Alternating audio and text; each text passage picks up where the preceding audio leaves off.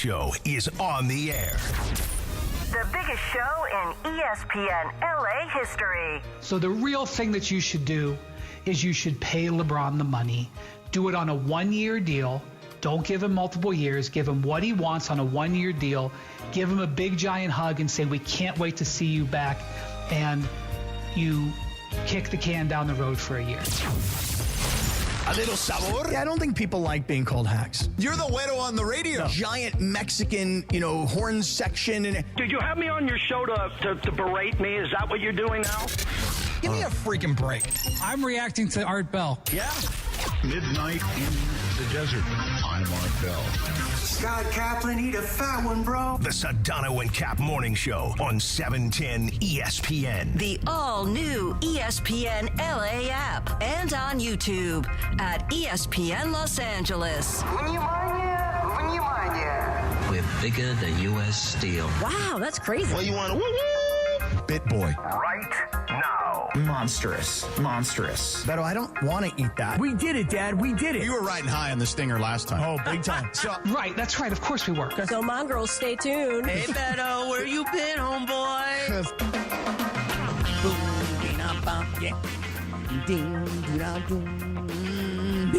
7:02 and 30 seconds. Good morning. Welcome to the Thursday edition of the Sedano and Kap Morning Show on this 14th of May, 2026. Just wait until tonight, and then we'll get everything done, Bergie. Just wait until tonight. Let us begin. We gather around to talk about LeBron being disrespected, JJ being a bad guy, and Pelinka being heartless. Wow. Also, Bergie's wearing a Raiders hat. I am wearing a Rams, the coach's throw, because tonight at 5 p.m., we will finally find out the NFL schedule for our NFL teams. And we already know that the Rams will be playing a new game. Thanksgiving Eve, how about that? Against the Green Bay Packers. As the NFL just creeps and creeps to taking over every day of the week this year. That is also true. It's a beautiful thing now. Now you have something to do on Thanksgiving Eve. Yeah. When I was younger, you went out with your friends, you got hammered, you let your family do all the cooking. Now, everybody's just going to be watching football and cooking, Jack. Well, with that sort of an open, my favorite part of it was when George just rolled his eyes. So which part? I don't have the production preview screen up yet. Oh my god! So I couldn't see him roll his eyes. Oh yeah, I think it was. On the Pelinka portion of it all. Well, that's what I wanted. That's why people ask, why do you have such lengthy opens? Mm-hmm. And the reason is we want to it's not for you, it's for us. Mm-hmm. It's to let everybody get set, get the stage set. It's kind of like those WWE walk-up music. Yeah. We're just getting everybody ready. And that's what I try to do, is get people annoyed and get Sedano ready to just pounce like he did yesterday. Oh, yes, he did. But, George, go back to the Open for a second, and you hear Brian Windhorst yesterday, and he was very handsy yesterday. People love when Windy breaks out the windy fingers and stuff, but he was very, very demonstrative yesterday with all the hand motions that he was doing. And he got to that point where he said to the two of us, he said, hey, guys, do you want me to get really real? Do you want me to get down to the bone really real? And you and me were like, yeah, man, go for it. And he was like, it doesn't really matter what the Lakers do next season. They're not going to be able to climb over the mountain that is San Antonio and is Oklahoma City. They're not going to be able to do it in one off season. And his thought was, so just give LeBron the hug that he wants, give him the money that he wants, and as he used the phrase, kick the can down the road, because the Lakers are running a business here, and a business that is about to become a lot more expensive for people to go and see this team because the Dodgers have taken over, and they know how to monetize every inch of the entire place. So that was Windy's big thing yesterday. It was they won't be able to overcome them, but they are in the entertainment business. They are raising prices. You better just pay the guy and worry about it a year down the road. What do you think about that? Good early morning sigh, by the way. Very nice. I would say that they need to do whatever they think is best for them to win basketball games, okay? And however many games they think they can win with LeBron, as opposed to whatever else they can put around Luka and Austin, then they need to make that determination. Now, I think I'm with Brian in the sense of I still think their best bet is to re-sign LeBron. I don't agree with him on the number. I think that, and McMenamin did have this in his article, and McMenamin did tell us this just a few days ago, that LeBron is open to a pay cut, but he's got to know why. Like, what is coming down the pike that is going to allow them a chance, that will give them a better chance, rather, to win. So I think that to me is the route I would take. Hey, LeBron, here's $35 million. You want to? The reason we're making you take a $17 million pay cut, here's the reason, X, Y, and Z, okay? And I would come into that meeting with that, and then I would come to Austin and say, Austin, you're due $44 million. We want you to play for $35 million or whatever, and here's why, X, Y, and Z reason. And then find ways to then acquire those guys or those types of guys that you want to acquire. I went back and reread the Dave McMenamin article yesterday. I also heard McMenamin yesterday on with Mason in Ireland. I've seen the social media posts where McMenamin made an appearance with Rich Eisen. We've been getting a lot of McMenamin, And I went back and I reread it, and it just, the story that he tells that is reported to him by a source close to LeBron, that after the game, the Lakers had just wrapped up the month of March. And by the way, to give the proper context to that story, I think that this was the cherry on top. This wasn't the ice cream. You know what I'm saying? Like, this wasn't the reason that LeBron felt slighted. This was just, all right, that's it. The straw that broke the camel's back. Okay, at this point, that was more the way that the story actually went, as opposed to the way it was framed, being the first graph of the story on ESPN.com. We should probably play that clip that when he's on Eisen, because he explains that it wasn't a source who told him this story. He said he saw it with his own eyes. The part where he walked out of the arena with his, the ice bag still on his knees. Do you want me to play that? Sure, go for it. So we're talking about March 31st. Yes, sir. Lakers beat the Cavs. Mm-hmm. It completes what ends up, we don't know, but at this point, in retrospect, they've now gone 16-2 over a 32-day stretch. And in this game against the Cavs, LeBron James, most wins in NBA history combined, regular season. And against the Cavs. And against the Cavs, right? Mm-hmm. 15,000 points for Luka Doncic for his career, 5,000 points for Rui Hachimura. And it secures back-to-back 50-win seasons and 100 wins in J.J. Redick's coaching career. So in the post-game locker room, J.J. Redick doing a good job and kind of recognizing this group accomplishment is listing off all the things that were done by his team that day. Mm-hmm. And as JJ's addressing the room, Rob Pelinka takes his turn to address the room, is holding the game ball, and presents it to J.J. Redick. Shortly thereafter, LeBron James, who, of course, he arrives to the arena wearing like an outfit and then showers and changes and stuff and leaves in that outfit. Well, this night was still in the practice shorts, ice bags on his knees, slide sandals on his feet. And he walked right out. Walks out. Oh my goodness. Oh my gosh. I can't decide, man. Like, okay. Hey, Rui, congrats. At this stage of your career, as an individual, you have scored 5,000 points. Mazel tov, brother. Congratulations. Hey, Luka, as an individual, you're in our uniform now. Congratulations. You just got to 15,000 points. Wow, what an accomplishment. Hey, JJ, you're a young coach. You've just secured back-to-back 50-win seasons. You've just achieved a small milestone. You've gotten your 100th victory of your coaching career. All 100 of them are here with the Lakers. Congratulations. Here's a game ball. And LeBron is sitting there going, wait a second, hold on.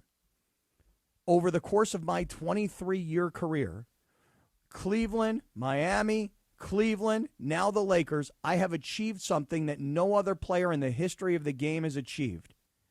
Against my hometown team, that I've played for twice and I've won a championship for once, and you guys got not even a mention, not even a high five? Really? Nothing? And you know what? That hurts my feelings so badly. I'm not even taking a shower. I'm not even putting on my outfit that Dave referenced. I'm not even taking the ice bags off my knees. I'm freaking out of here. God, if the story would just be that Pelinka comes running after him. I'm sorry, man. I'm sorry. I'll get another game ball. I'm sorry. Because Eisen actually asked McMenamin, how come there's only one? Why don't they have more than one game ball? Right. Yeah, it was a good question. It was, because you ever see Sean McVay after a Rams game? All right, bring it in. Let's go. Everybody bring it in. Yeah, and he's got multiple game balls. This guy. Hey, congratulations. Way to go, this guy. Bring it in. Call it up. Yeah, I mean, I think the difference is in football, there are actual more actual footballs that get used in a game than there are actual basketballs. Yeah, those things are expensive. The Rich Eisen Show, by the way, weekdays, 9 a.m. to noon, right here on ESPN LA. Yeah. Nice promotion. Nonetheless, again, this isn't the sole reason he was mad. This is a culmination of things that just like are really now this too. Like, all right, enough. I'm out of here. I mean, and I used the example yesterday. Oh God. And I know Chris pushed back on this or whatever, which is ridiculous. That if like we were celebrating our 5,000th show, right? And DeMarco and Travis were celebrating their 500th show, and Mason Island was celebrating their 50,000th show, and the two of us got acknowledged, or the two other shows got acknowledged, and Mason Ireland didn't. They'd be upset. And I would understand that was the case. And then Chris tried to push back on me for some reason about they were paid handsomely or whatever. This is the same guy. Didn't you guys do like a live show, a live Mason and Ireland show podcast for their 25th anniversary? We did, yeah. 21st, yeah. So exactly. You did acknowledge it's only 21? That. Feels like 65. Remember we had like 8 million promos and like things about like, remember 20 years on the air. Oh, no, that was at the Mandy's. Right, whatever. Either way, I don't remember that Mandy's, but yeah. You did do it. Oh, you were a little wasted on the stage. I was. Yeah, you did do that. You spanked me, Sedano. I didn't remember that. I did that. Yes. You and Avner did the pony together. I think Angela got excited there. She was like, I used to do that. She'll take a spanking anytime. Oh, and then after you got off the stage, you were a real disaster. Anyway. Yeah. I got goosed that night. Somebody goosed me. Yeah. Hey, your Christmas goose came a little early that year. Quack, quack. But yeah, like I get it. But to me, like the story to me just encapsulates just kind of the bigger picture of LeBron has never felt appreciated here. And I get it. He hasn't really been appreciated by most fans. I don't think the fans part of it is something that really, upsets him like to the bone. Mm-hmm. I think it annoys him, I'm sure. But the internal stuff to me, like he's never internally, I don't believe he feels like he's gotten the recognition for really saving the franchise the way he did. I don't know. I mean, there's the other way of looking at it, which is, hey, go ahead. They drafted Bronny. Bronny's a functional player in the NBA, dude. I'm not denying that he's a functional player. I mean, somebody else would have drafted Bronny. I hate to break it to you. Well, I mean, how many picks were there behind the Lakers? There were another 8 picks. Somebody would have taken him. Okay, so at the very least, somebody would have signed him as an undrafted free agent without question. Listen, I'm not denying the fact. And I can tell you for a fact, at least 4 teams would have. Okay, but listen, that's not my argument. My argument is not that he wasn't going to make it into the NBA, or that he wasn't going to be drafted, or that he wasn't going to be signed as a free agent, or that he wouldn't be on somebody's roster right now. My only point is that how much more appreciation can an organization show a player than to say, hey, look, this is your son. Your goal was to play with him. We're going to draft him. We're going to sign him to a good contract. We're going to guarantee him a bunch of money over the next few years, and we're going to help develop him. And so you tell us, what more can we do for you? I mean, is that not good? Yeah, you gotta admit that's pretty good. I would say that's one thing, but I would say that considering dude, they were awful. This was the worst franchise in the sport for the 6 years prior to his arrival. This is not like they were like the Lakers. They were bad. They were the bad Lakers. Bad Lakers. Bad. And here's the thing. And all this is all about Kobe. It always has been. It always will be. And that's fine. Like, I get it. He's the homegrown guy. And I get it. LeBron was the mercenary, except now we're not really in mercenary territory anymore. He's been here 8 years. So, like, at what point do you get over that? Like, like he's done a lot of good things here. Nobody's denying that. I don't think anybody's denying that. I don't think he feels like they've acknowledged that enough. And I would kind of side with him. Like, and here's the thing, Cap. Yeah, he's being human, okay? You guys love to talk about athletes not being human. Here's an athlete being human. Meaning his feelings were hurt. Correct. Yeah. Look, I'm not. Oh, wait a second. 7:16. Hold on. Let me just read this. Don't make it a big thing. No. I'm going to make it a big thing at the end.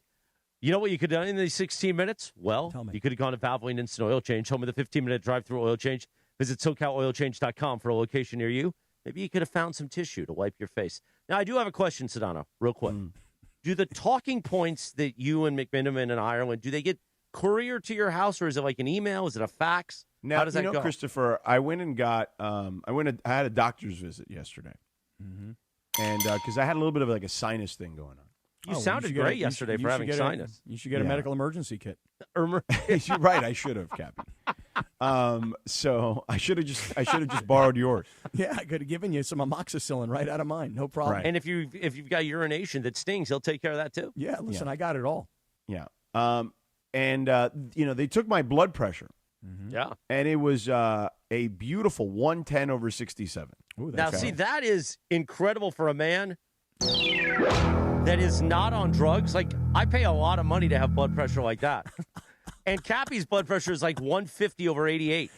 Is it? Yeah. I don't even know. I refuse to take it. Well, that's but good. I would imagine that what you're trying to do is raise that beautiful blood pressure. Get it up. Get it to. up there. Get it up there. Yeah. I mean, when Morales says, do you, McMiniman, and Ireland all get your talking points couriered? Not sent, not emailed. Well, first of Somebody all, actually has to courier unlike them. Christopher, I can't be bought.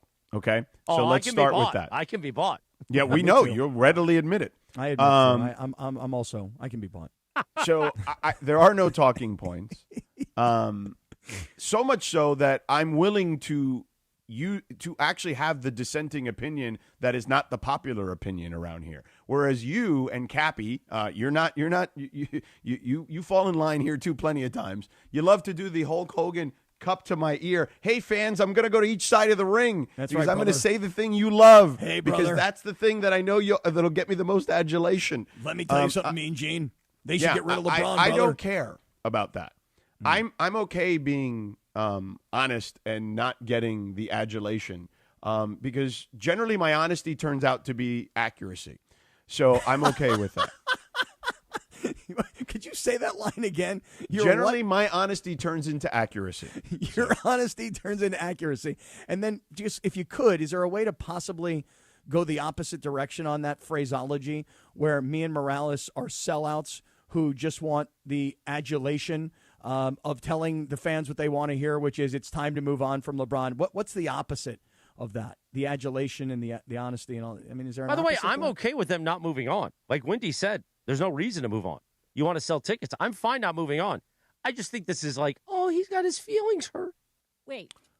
You know what Sam He didn't Pines, shower. You know what Sam Pines once said to me? No, your feelings are your feelings, and no one is allowed to tell you how to feel. So if his feelings are hurt, Let me his tell you feelings something be about hurt. Sam Pines. If Sam Pines was writing a $50 million check to me every year, and I was like, Sam, you didn't acknowledge me. I'm not going to take a shower. He'd be like, get over it. Wait, and so by the way, since again, Sam but Pines says this that, is that's exactly the what I just said. You're doing the thing because yes, you use the words $50 million, and none of us know what $50 million is. Certainly not. I would imagine very few people in the audience understand the magnitude of $50 million. But if anything, LeBron, over his time in his career, is probably underpaid based on what his value actually is, both on the floor and off the floor. So, I thought we lived in a world where, you get paid your value. And in sports, that's not always the case, unfortunately, because of salary caps and things of that nature. So, again, an easy excuse for you to curry favor with the audience, but not actually something that if you looked at reasonably, tangibly, and objectively would make actual sense from a business perspective. Boy, you are not tangible. You are not reasonable. You are a lot of things, man. And you are not any of the things that Sedano just mentioned. But here's the bottom line. Okay? There are a group of people out there, and it's a large group of people, that, to your point, have never really accepted and loved LeBron, and that's the fan base. But organizationally, I would argue that there have been many examples along the way. No, I will tell you, you can give me whatever examples you want. Tell me what. You can't. Okay, how about this? I'll explain to you on the what side. How about that? Right. Yeah, I'd like That's to hear what we it. call a tease. That's a very good tease. 7:21 on a Thursday. Maybe we could get LeBron a brand new Cadillac from Cadillac of Beverly Hills. I mean, maybe he's already got one. Who knows? Maybe Dan with and the pay Grant, cut coming, he can't afford it. I can't take a Dan and shower Grant- in that thing. and the crew over there at Cadillac of Beverly Hills, the finest dealership in America, Cadillac of Beverly Hills. We know Cadillac, but when was the last time you've driven one? I've been lucky to drive a number of them, thanks to our friends Dan and Grant over there at Cadillac of Beverly Hills. And here's the thing. My favorite one of all of them, the Lyric, okay? A smaller SUV, EV, because you know I love the electric vehicle. It is the fastest electric vehicle on the planet, okay? And they start at around $400 if you want to lease one. I mean, incredibly affordable. But that new lineup of Cadillac EVs, sedans, and SUVs, they absolutely define luxury at the top of its game. And here's the thing. Why wouldn't you want to drive an American luxury vehicle? And you can find them all at Cadillac of Beverly Hills. So go in and say hello to Dan and Grant and the incredible team over there at Cadillac of Beverly Hills. Check out that beautiful showroom they have at 8767 Wilshire Boulevard in Beverly Hills. Or you can check them out on the web at CadillacBeverlyHills.com. Thank you, Sedano. 7:22. When we return in 2.5 minutes from right now, Sedano will educate us on the talking points that he teased. I don't remember exactly what those were, but it's going to be amazing. 2.5 minutes from right now on LA's only local sports morning show, the Sedano and Kap Morning Show on ESPN LA. The Sedano and Kap Morning Show. We'd like to thank our founding partner, Cadillac of Beverly Hills. Cadillac of Beverly Hills. Experience luxury at the top of its game. Visit CadillacBeverlyHills.com. This is the Sedano and Kap Morning Show. Hey guys, it's Sedano. Next time you're at my home away from home, LAX, look up. You'll see the future of travel in action. It's the all-electric Skylink train. It's now testing, and trust me, this is a game changer. What does it take to build a champion? It takes round-the-clock preparation. And soon, Skylink will connect you to the airport terminals, the new rental car center, and LA Metro. From practice to prime time, the LAX Skylink. Fast, free, and built for LA. In testing now to help you skip the traffic later. At Uline, they know going the extra mile takes hard work. For companies pushing to go further, Uline will go the distance with you. 24/7, they answer the phone to get you the shipping and industrial supplies you need.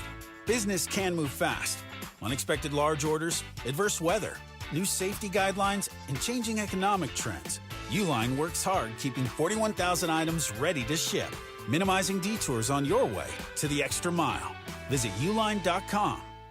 What if I told you the next great story in Los Angeles isn't happening on the court? It's happening in Glendale. Hi, it's Momo, Ramona Shelburne. At Hyundai of Glendale, it's not just a grand opening, it's a fresh start. Right now, lease a brand new 2026 Hyundai Palisade SE for just $299 a month. Comes with owner's assurance and America's best 10-year, 100,000-mile powertrain limited warranty. Call 818-222-8000 or check them out, HyundaiofGlendale.net. $299 per month plus tax. Close in lease for 24 months. $43.99 cash due from customer plus $500 lease cash. $48.99 due at signing plus government fees and taxes. Unapproved above average credit through HMS. No security deposit. 7,500 miles per year. 20 cents per excess miles. Expires 5/31/26.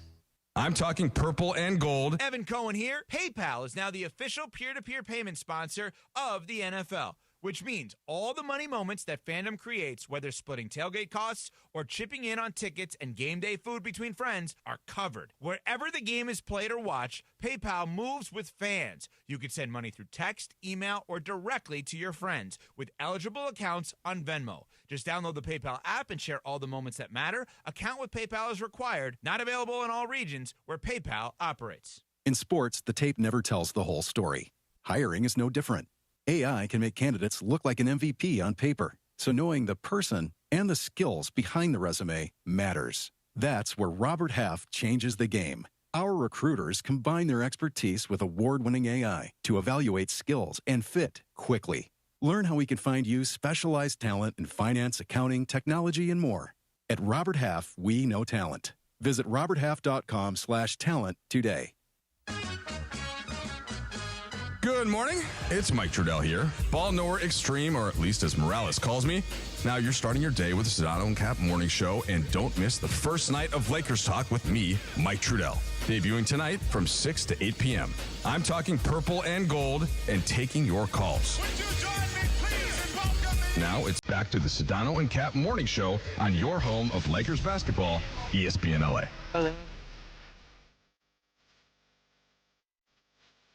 7:26. Good morning, the Sedano and Kap morning show. I'm talking purple and gold. That's tonight. Trudell. On this day in 2005, the number one R&B song, Akon, Lonely. Lonely. Tonight is the night Mike Trudell makes his debut on Lakers Talk. Tune in 6 to 8 p.m. for insight analysis and everything purple and gold. I'm talking purple and gold. Right here on ESPN LA, your home of Lakers basketball. Be sure to call in and say, hey, Trudell, you in that car seat? You in that high chair, sucker? You got those tight trousers on? How about ask him if he got his talking points couriered to him? Since you're all over that this morning.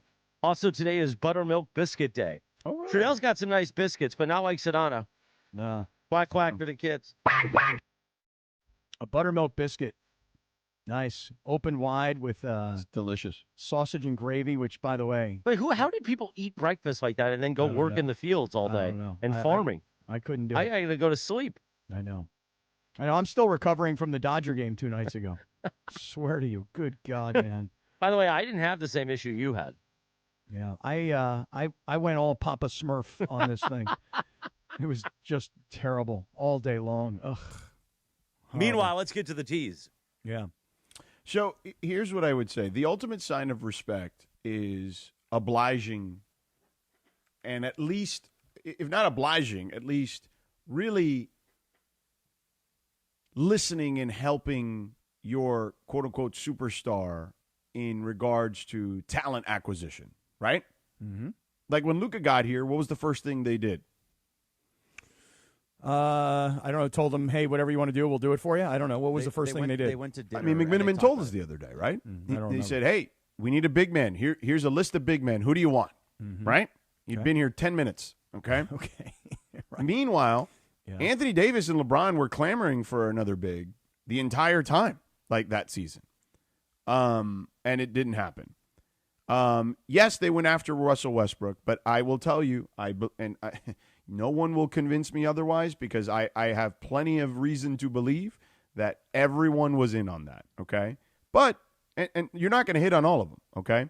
But LeBron wanted Kyrie Irving. Didn't happen, okay? LeBron has said he would have taken a pay cut for Jonas Valanciunas or Klay Thompson. I believe there was someone else 2 years ago. Name. I don't remember who it was, yeah. They were interested in. There was a third name that I don't remember right now.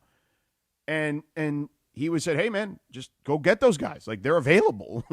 And they couldn't get them. They couldn't land them. And to me, that to me is the sign of respect. Like, hey, because they talk about how we're partners, right? Custodians, right? Whatever the phraseology it is they use. But it seems like they were until they weren't. you know what I mean? Or they are until they're not. But you don't think that all the things you're talking about are the things that they did not do that you say that LeBron wanted them to do? Well, because he wanted to win. Right, but you don't think that there's a balance, though, that on the other side of the balance is here are the things that they did do for him. Here are the things they did do to accommodate him and make him happy. But you act like this is supposed to be reasonable with star athletes. Like, I don't understand that's not how this works. Kobe Bryant, and God bless him, okay, he did the right thing here. I was in agreement with him when he did this, okay? Like, I defended him. I wasn't here, but I defended him where I was nationally when he did this, okay? I was at Fox Sports Radio. I'll never forget when this happened. He went to a strip mall in Orange County, and some kid on a camera phone videotaped him saying, I can't believe we didn't trade Andrew Bynum for Jason Kidd, and he started, laying out all sorts of things that he was upset about with the organization, and went on Mason in Ireland, if I recall correctly, and discussed issues he had with the organization. Okay, and again, I supported that because that's what the star player should be doing in that situation, advocating for himself, advocating for a better team. Okay, And sometimes it works, like when they got Pau Gasol and finally placated him, which they should have all along. And sometimes it doesn't work, like when they brought in Dwight Howard and Steve Nash, okay? And what I'm telling you is, though, every star player should be advocating for better players. And if they truly are custodians or partners, however you want to discuss it, then you go and you do it, okay? And that has been their business for the most part. And yes, they've kind of done it with LeBron, but not to the extent they've done it with other guys before him. And I think he takes stock in that. I don't think there's any question. I think he does because of everything you've just laid out. But I also think that along the way, that if you were asking this to Rob Pelinka and you said, but Rob, you have not done enough to accommodate LeBron, Rob might come back. It's not about accommodating LeBron, because accommodating LeBron in this instance, in the way I'm discussing it, allows you a chance to be closer to winning a championship. And it's not just about LeBron. That part of it, it is self-serving to some extent if he wins another championship, but it also helps you.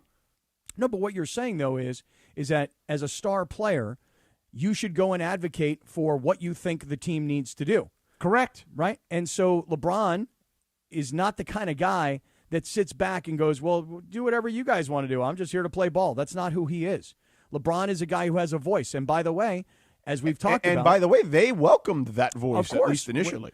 That's exactly right. When they brought him in, everything you've documented about how bad they were prior to his arrival, they wanted not just him, his brand, and his game. They also, to some degree, offered at the time, hey, you have a voice here. Listen, there are other star athletes in other sports that have asked to have voices, and we're told we don't want you to have a voice. Well, that generally happens in football, but in basketball, that's not the case. Okay, so in this particular instance, you've laid out a bunch of things that you say that the Lakers did not do to accommodate LeBron. And then, of course, on the other side. And by the way, all things that probably could have helped them, if not win a championship, at least be a lot closer. Okay, but then there's the flip side. The flip side is, hey, these are the things that we did do for you. Now, you and I disagree. We've always disagreed about the Russell Westbrook situation. We'll continue. Well, I don't need to disagree. I am strongly convicted. Yes. In my convictions, not convicted, that this was not just a LeBron thing. Okay, I understand, and of course, I have a different viewpoint of it, and it's the way you see the world from the inside versus the way I see the world from the outside. I would say my thought process on this, no disrespect to you, is more educated on it. Doesn't matter. It's fine. I would acknowledge that. I would yield to that all day long. You're on the inside. You're talking to people, and you've got some different sorts of views of this. And you're doing the Cappy Lappy. Well, And not I'm anymore on- because they killed that. Yeah, and I'm on the it'll outside. be back next season. Don't worry. Yeah, I'm on the outside looking in, and what I saw was LeBron and AD wanted Russ, and they got him. And we don't have to go into a full discussion about that. My only point is this. That's an accommodation in an effort to make a team better. And it turned into not just a failure on the floor, but it turned into a disaster off the floor as well. And then when it was time to say, hey, Darvin Ham took you to a Western Conference Finals, and a year later he's out because, let's face it, he was not really a great coach to this team. And the way I sort of look at it is I can see what J.J. Redick has been able to do with this team. And I just mean him coaching this team, him saying, it's my team. I know how great you are, and I know that you helped me get this job. But if I don't do this my way, I can't be the coach. What do you need me for? So I would say to you along the way, there have been examples of saying to LeBron, is this going to make you happy? Okay, we're going to do this for you. Is this the coach you want? Okay, we're going to get him for you. You want your son to play with you? We think that's awesome. Okay, we'll help develop him. So I think that they've done a solid job over the years of trying to make LeBron happy. You just said it. Solid. They've done a solid You know what? job. What have I always told you? When you're in the LeBron business, you're what? You're in the go for championships business? You are putting the chips to the center of the table every time. Well, they have not been willing to do that.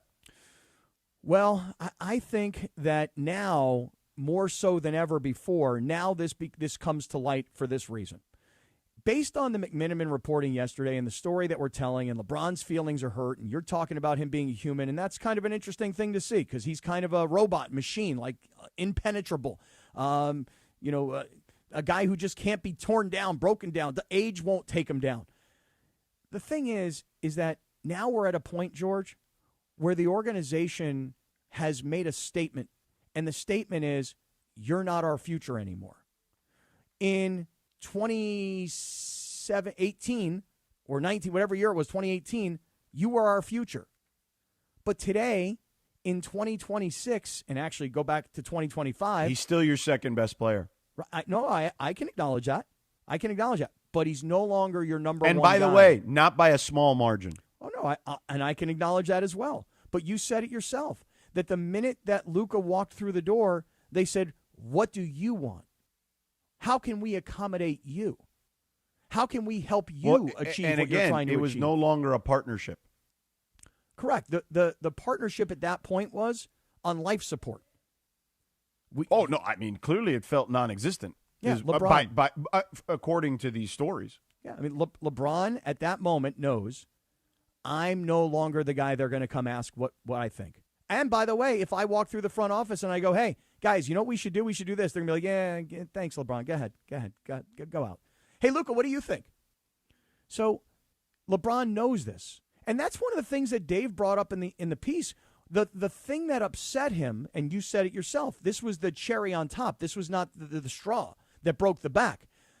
What LeBron was upset about was not just the lack of acknowledgement for his own individual record while they were handing out accolades to other guys for what they had accomplished. What LeBron was really upset about was, hey, was I not a great organization guy? Was I not just really good for the team? You guys told me I need to be the 3. That's how we're going to be better. I went and became the 3. And now we've just won a huge game. We've just had a monster month, and I've accomplished something statistically that no one's ever done. And by the way, I did it against my former team, and you guys don't even give me a high five in the locker room. His feelings were hurt. Now, there are a lot of people driving around right now, George, and you know what they're saying to themselves? Oh, boo-hoo. Oh, sorry, LeBron. Sorry we stopped kissing your ass and telling you how awesome you were. Chris's point is, oh, we're paying you $50 million a year. What? So you broke a record because you've played longer than anybody else? We have to kiss your ass again? We can't acknowledge the coach you wanted got to his 100th win? Well, but that's your brand. What is my brand? Your brand, the Lakers brand, is we kiss our superstars' asses. Yeah, but that has been always the case. Yeah, but you know what they do? They kiss the superstar's ass at the top more, and Luka became the top ass to kiss. Okay, but that's my point, is that is your brand, is you treat your superstars with reverence. But the brand has changed. That was the Genie Bus, Dr. Bus brand. It is now the Mark Walker brand. I don't know if that. I don't think that part of the branding will ever change. I think it will, because they're about okay. Well, they're I don't going to be about winning we will championships. Disagree. We'll agree to disagree then. Okay. So whose fault is that then? Whose fault is what? Whose fault is it that LeBron felt like he was? I mean, it's pretty obvious that people were aware of this, that there was some type of discomfort at the very least as far as LeBron goes, because remember the Baxter Holmes story, and that came out about like the quote unquote dysfunction. And then there was some mention of LeBron there and his feelings towards the organization and likewise, like vice versa. So, like, whose fault is it that they couldn't, like, just talk this out? Why couldn't LeBron be like, hey, man, I didn't like how you do that? Why couldn't Rob, like, or JJ or somebody notice, like, hey, he doesn't feel like he's appreciated. Like, how could they not try to fix this? I'm sure people knew there was there's something in the air, right? What if they didn't care? And I'm not saying that that's the case. Well, I'm just saying, what if they don't care? But you can't have both because, like George said, you can't have one foot do you in remember and the one foot Baxter out. Holmes story? That's a great point, Lindsay. Do you remember what the Baxter Holmes story said about Jeannie Buss and LeBron? That Baxter Holmes story was early in the season, so not exactly. She didn't like that James was considered a savior for a floundering franchise when he arrived in 2018. Okay. She did not. Jeannie Buss did not like the fact that this is LeBron according was to the story that LeBron was considered the savior. She did not like that. Yeah, according to the story. I don't know if that's the case, but I mean, it kind of vibes, right? Like they don't like that he is considered the savior. They don't like hearing that they were really, really bad And he chose them at a time that I think stunned a lot of people. I mean, yeah, I think there were a lot of rumors that he'd be in L.A., but I don't think people thought he'd join an L.A. team with Lonzo Ball, Brandon Ingram, and a bunch of rookies. Kyle Kuzma. Yeah, but he listen. By the way, LeBron. I mean, think about the teams he had joined after leaving Cleveland. He joined Wade and Bosh, and then went back to Cleveland to play with Kyrie Irving and Kevin Love. So, like, it wasn't like, at least those guys, the Cleveland group were still at least known commodities, right? Like, had they had not won a championship like Dwayne Wade had previously, but at the very least, they were known commodities. LeBron came to the Lakers with no known commodities on the roster. But I guess maybe if I were going to try and get back into LeBron's head way back then, he might have been thinking to himself, well, okay, look, I've already won my championships, and I did it in the way that I did it in Miami. Without getting in his head, here's what he probably thought. They're the Lakers. If I go there, we'll be able to get guys. Right. So that's exactly where I was going, is that, hey, they don't have guys now, but if I take my championship brand and I put it together with their championship history, and I put it together with the market that is Los Angeles and the brand that is the Lakers on the front of my chest, I think I can turn this organization around. No different than any coach that believes the same thing. Like, hey, this team's terrible. Well, when I take over, I can fix it. Or, hey, this player, this guy, you can't coach this guy. Oh, I can coach him. I bet you LeBron thought the same thing. They're in a bad spot, so I'm getting them at rock bottom. I'm not going as Kevin Durant did to Golden State when I'm already, going to a championship team. He helped build part of a championship in Miami, even though they had one prior to his arrival. It is interesting because I do think there is a level of what you just said that's accurate, and I think both sides made a miscalculation, LeBron and the Lakers. And you know what? We'll talk about it at 8:00 because we got to do Bergie's Dodgers 3 things. Well, Bergie's actually finally got off the schneid yesterday. Is Bergie not there? No, he's going to do that at 8:00. Michelle Smallman's got strong opinions about this. She's coming up. And then we can do. We better be careful on that. Well, let's do Bergie's 3 things then at 8:15. How about that? Okay, that's fine. Because I don't want to push this back, 30 minutes. That's fine. Dodgers were back to the old Dodgers, and so was Ohtani. The Dodgers last night. We'll talk about that at 8:15. More Lakers at 8:00, and more Lakers with Michelle Smallman for a weekly visit coming up. But let me tell you about my friends at George Chevrolet. Cappy, you know it. I hold up their beautiful logo here. 7-time dealer of the year. You know what that means? Bam, bam, bam, bam, bam, bam, bam. A guy with good blood pressure can do 7 bams like that, Cappy. I don't know if you can. I can. Bellflower's party pal, John Good. He's got the great deals for you at George Chevrolet. 91 Freeway at Lakewood. They got the Memorial Day sales event. You want an Equinox? Maybe you want a Traverse. My girlfriend Stephanie, she got her Traverse at George Chevrolet. Maybe you want that Chevy Trax. Or you want a truck.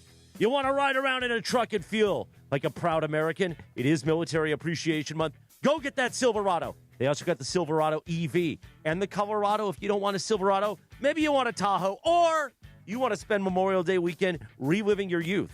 Well, get a Corvette, just like Cappy.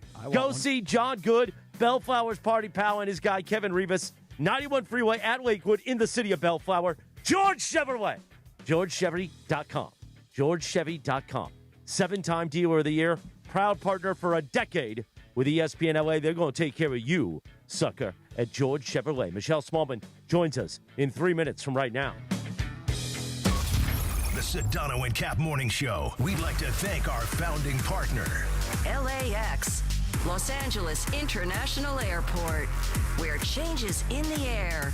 Learn more at lawa.org/ESPN. This is the Sedano and Kap Morning Show. John Ireland here. You want a vodka that's championship caliber? Look for Blue Ice Vodka at Ralph's, America's largest potato vodka. Double gold rated, just 64 calories an ounce. Classic, huckleberry, or double espresso. Blue Ice Vodka. Vodka with standards. Waba Grill is an LA original, so we've got to keep it real. Real fresh with our Asian-inspired menu that's grilled to order every time. Real quality with our marinated proteins like hormone-free chicken, ribeye steak, wild-caught salmon, and shrimp. Head to Waba Grill for $5 happy hour, weekdays after 3 p.m., and try our new Chili Crisp dumplings, paired with a premium or beverage drink, like our delicious Thai tea, both for only $5. Only at Waba Grill. It's for you. Hey, LA County, it's time to vote. Return your ballot early at any official ballot drop box. Visit plan.lavote.gov to make your voting plan today. That's plan.lavote.gov. Brought to you by the Los Angeles County Registrar. It's a Cosm Ticket Thursday. Listen all day for your chance to win a 4-pack of GA tickets to experience Game 6 of the NBA playoffs at Cosm. The stakes are high, the intensity is building, and there's no better way to watch than in a Cosm's immersive shared reality environment. For more information, visit Cosm.com or win your tickets today. Spurs Timberwolves Game 6, by the way. And if you haven't experienced Cosm, this is the way to do it. Keep listening all day long for your chance to win. We are back with Michelle Smallman and talking LeBron and the Lakers in 90 seconds from right now. I took Mom to catch a ball game. Is it time to pick her up yet? Now your top reasons to visit Morongo. Morongo's Travel Center always has the lowest price gas around. Number 2. Tommy Bahama Gift Giveaway, May 19th, 10 a.m. to 10 p.m. And the number 1 reason. It's finally back. Smoking good times. 3 cigars, scotch tasting, a food spread, and live music. May 17th, 5 p.m. Morongo, good times. Ready to order? Yes. We're earning unlimited 3% cash back on dining and entertainment with the Capital One Saver Card. So let's just get one of everything. Everything? Fire everything. The Capital One Saver Card is at table 27, and they're earning unlimited 3% cash back. Yes, Chef! This is so nice. Had a feeling you'd want 3% cash back on dessert. Ooh, tiramisu. Earn unlimited 3% cash back on dining and entertainment with the Capital One Saver Card. Capital One, what's in your wallet? Terms apply. See CapitalOne.com for details. Switching to Progressive is a game-winning call. And that reminds us of other game-winning calls in the history of sports. So it was the fourth quarter and we're down by 5. Sweat pouring down my face. Suddenly it hit me. If only I could wrap part of the towel around my forehead. And that's how I became the first basketball player to wear a headband. Okay, not really a game-winning call, but it was a good call. You can make one too. Switch to Progressive and you could save hundreds. Progressive Casualty Insurance Company and affiliates, not available in all states. Hey, this is Rich Eisen. You're starting your day with the Sedano and Kap Morning Show on ESPN LA. Don't forget my show. The Rich Eisen Show is coming up this morning at 9 on 710 ESPN and the all-new ESPN LA app. Now, back to the Sedano and Kap Morning Show. 7:48, good morning. The Sedano and Kap Morning Show on a Thursday. You know, Sedano loves the oldies on this day in 1956. The number 1 hit, Chuck Berry. Copy, roll over Beethoven. Or if you're the Lakers, roll over for LeBron, Jack. Still nailed it. Still nailed got it. Still got it. Well, I'm worried about Michelle Smallman's appearance coming up. Michelle Smallman's going to join us in just a moment, as she does each weekday or each Thursday at this time. But first, let's hear the sound from earlier this morning on Unsportsmanlike. They're one of the biggest brands in all of sports, and they should act like it. They should say, you are a star. You're one of the greatest athletes we will ever witness. And thank you for bringing us a championship. Thank you for elevating us in that way. But also, we're the Lakers. We don't need to be elevated. We're the Lakers. We have Luka Doncic. We have Luka Doncic. And we are the Lakers. No star is bigger than the brand of the Lakers. And they should act like it. And now, the great Michelle Smallman joins us right here on Unsportsmanlike. Or excuse me, on Sedano and Kap Morning Show. What's the name of this show? I'm thrown off because I know Sedano's fuming. Oh, yeah, I'm Michelle, not fuming at all. I don't like this at all. Look, she's not wrong. Hi, Michelle. Hello. How are you? Hi, guys. How are you? How are you doing? I don't think she's wrong, except that kind of logic makes sense in football, even in baseball. But I would say in the NBA, it is a star-driven league, right?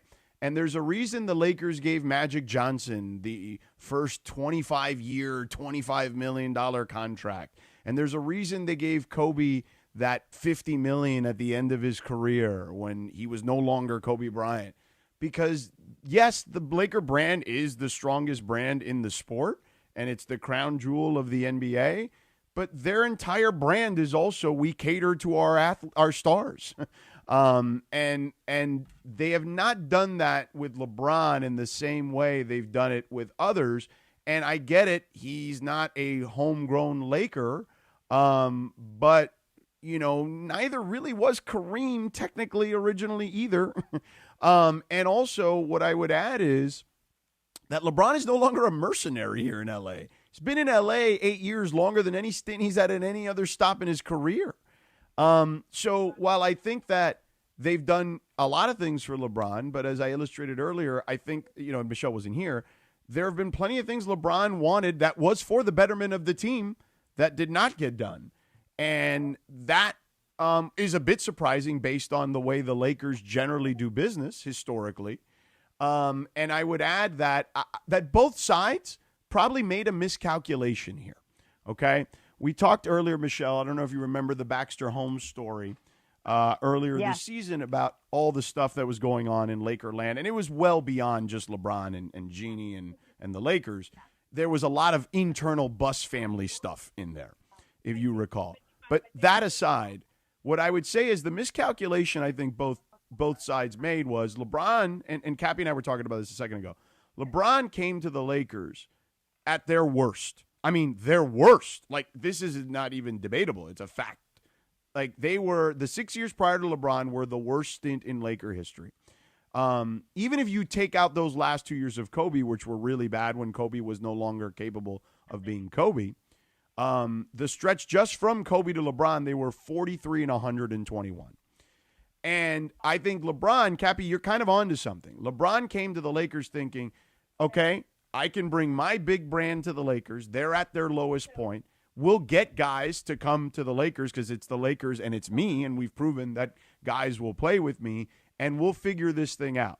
And I will be able to add another chapter to my illustrious career, okay, and win championships, plural, he probably thought. And the Lakers went into this thinking that, yes, LeBron will be the next Lakers, that will be in our story and the next chapter of our story, and he'll restore us to greatness and whatever. Except they also, in that Baxter Holmes story, don't like the fact that he is lauded as a savior, which he was.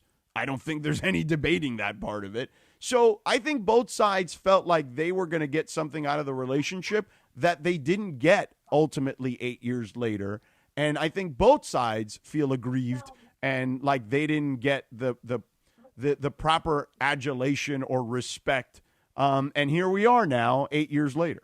Yeah, Michelle, you said that the Lakers should not kowtow to LeBron, so pick it up from there. So, George, I hear what you're saying. Receive it, respect it.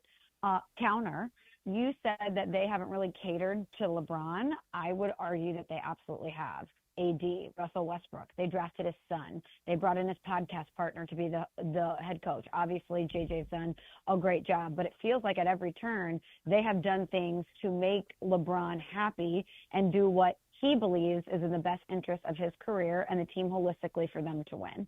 And when you acquire Luka Doncic, you're acknowledging the timeline on LeBron is running out, and we are moving into the next phase of Lakers basketball.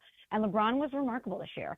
There wasn't headlines about him. He was malleable. He took a different role on the team. When Reeves and Luka went down, he put everything on his shoulders, and they had success in the playoffs. Not obviously the ultimate success, but he was great this year. That does not mean that they should do whatever he wants moving forward, and that financially it's the right decision at this time in LeBron James's career for the Lakers to go all in on him. They need to be thinking about the next iteration of this team. And I don't know if they're fully doing that, if they bring LeBron back. Also, he's going to want his money. Historically, LeBron James does not take less money.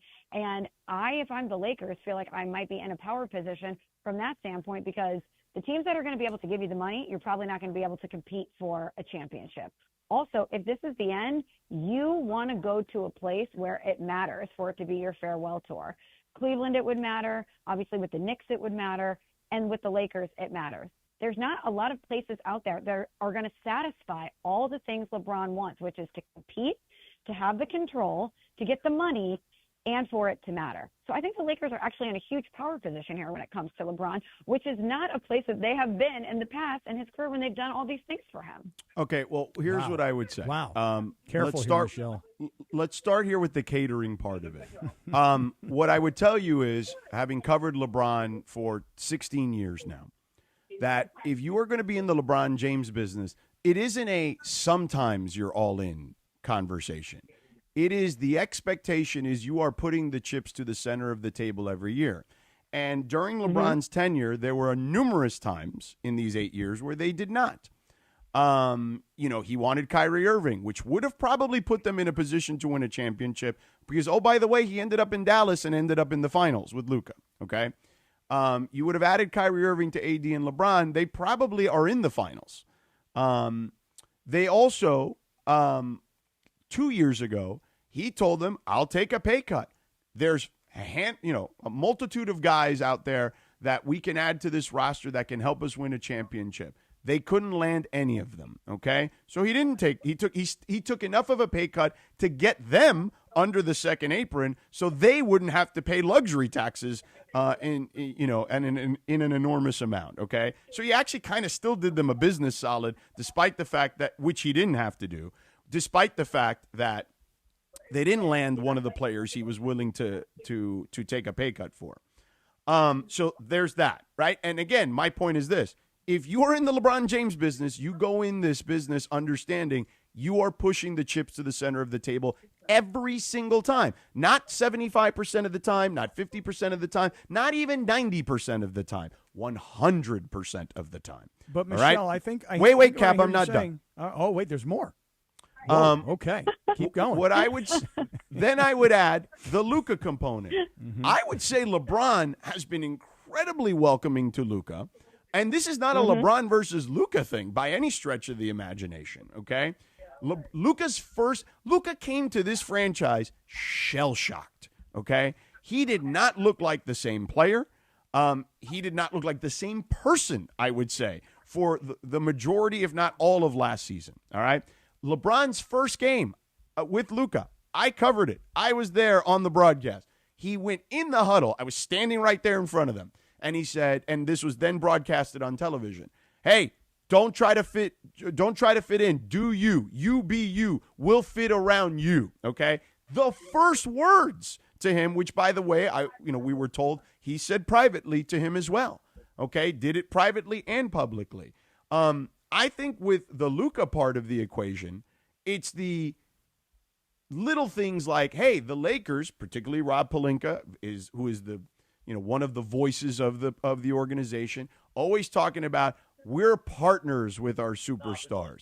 Except Dave McMenamin outlined it no longer was a partnership with LeBron anymore. The second Luka walked in the door, it was just a partnership with Luka, which is not what the Lakers brand has historically been, okay? So, nor what I'm assuming he was under the guise of that he believed he deserved, which I would side with him on that. He at least should have a say or at least have a heads up on what the thought process is, because the second Luka walked in the door 10 minutes later, allegedly, according to reports, Rob Pelinka was asking him, hey, we know you want a big man. What big man do you want? Meanwhile, Anthony Davis and LeBron were clamoring for a big man all season long up until that point. In regards to there's one more thing. Oh, the money. Dave McMenamin has also reported, and this isn't the first time he's reported it, that LeBron again is willing to take a pay cut, but he wants to know why. What's the plan? Because I don't think LeBron wants to leave. I think LeBron wants to finish his career with the Lakers. And, they openly say they do, and I think they openly say they do for two reasons. A, they know it's best for business, and B, they kind of know that the stuff these franchises know when these types of stories are going to come out. So I do think it's a little bit of damage control, but also they understand it's best for business both on the floor and off the floor. But if they're going to do that, there needs to be at least a level of gratitude, which I don't think he believes that he's received, or at least enough, saving them from, again, a stretch of time that was the worst in franchise history. And also not obliging by what the unspoken rule of business is with him, which is, hey, if we're in business together, we are in business together, and it's 100% of the time. Michelle, I think what I'm hearing you say, which is something that I tend to agree with, is they're not in the LeBron business anymore. They are in the Luka business. Well, but if they're in the LeBron, if LeBron's on the roster, they still need to be in the LeBron business is what I'm telling you. That's a great point. I definitely want to pick up on that a little bit. But, Michelle, respond to everything that George just laid out. So LeBron is a business unto himself. He is obviously an economy. And if this is the end, if they know it's the end and it's announced that it's going to be a farewell tour, obviously that is going to be a huge revenue generator. But I don't think that needs to be the primary focus in the Lakers' decision here. How much longer are you going to prolong Luka being the number one alpha on this team and building around him? He is the number one alpha. He's the number one guy. LeBron was the number 3 player on this team in the pecking order on the floor this year. And by the way, when they needed him to be the number one, he performed as a number one against the Rockets, who everybody had them favored against. And he was better than Austin Reeves. He is still at 41, better than the guy they're probably going to pay more money to.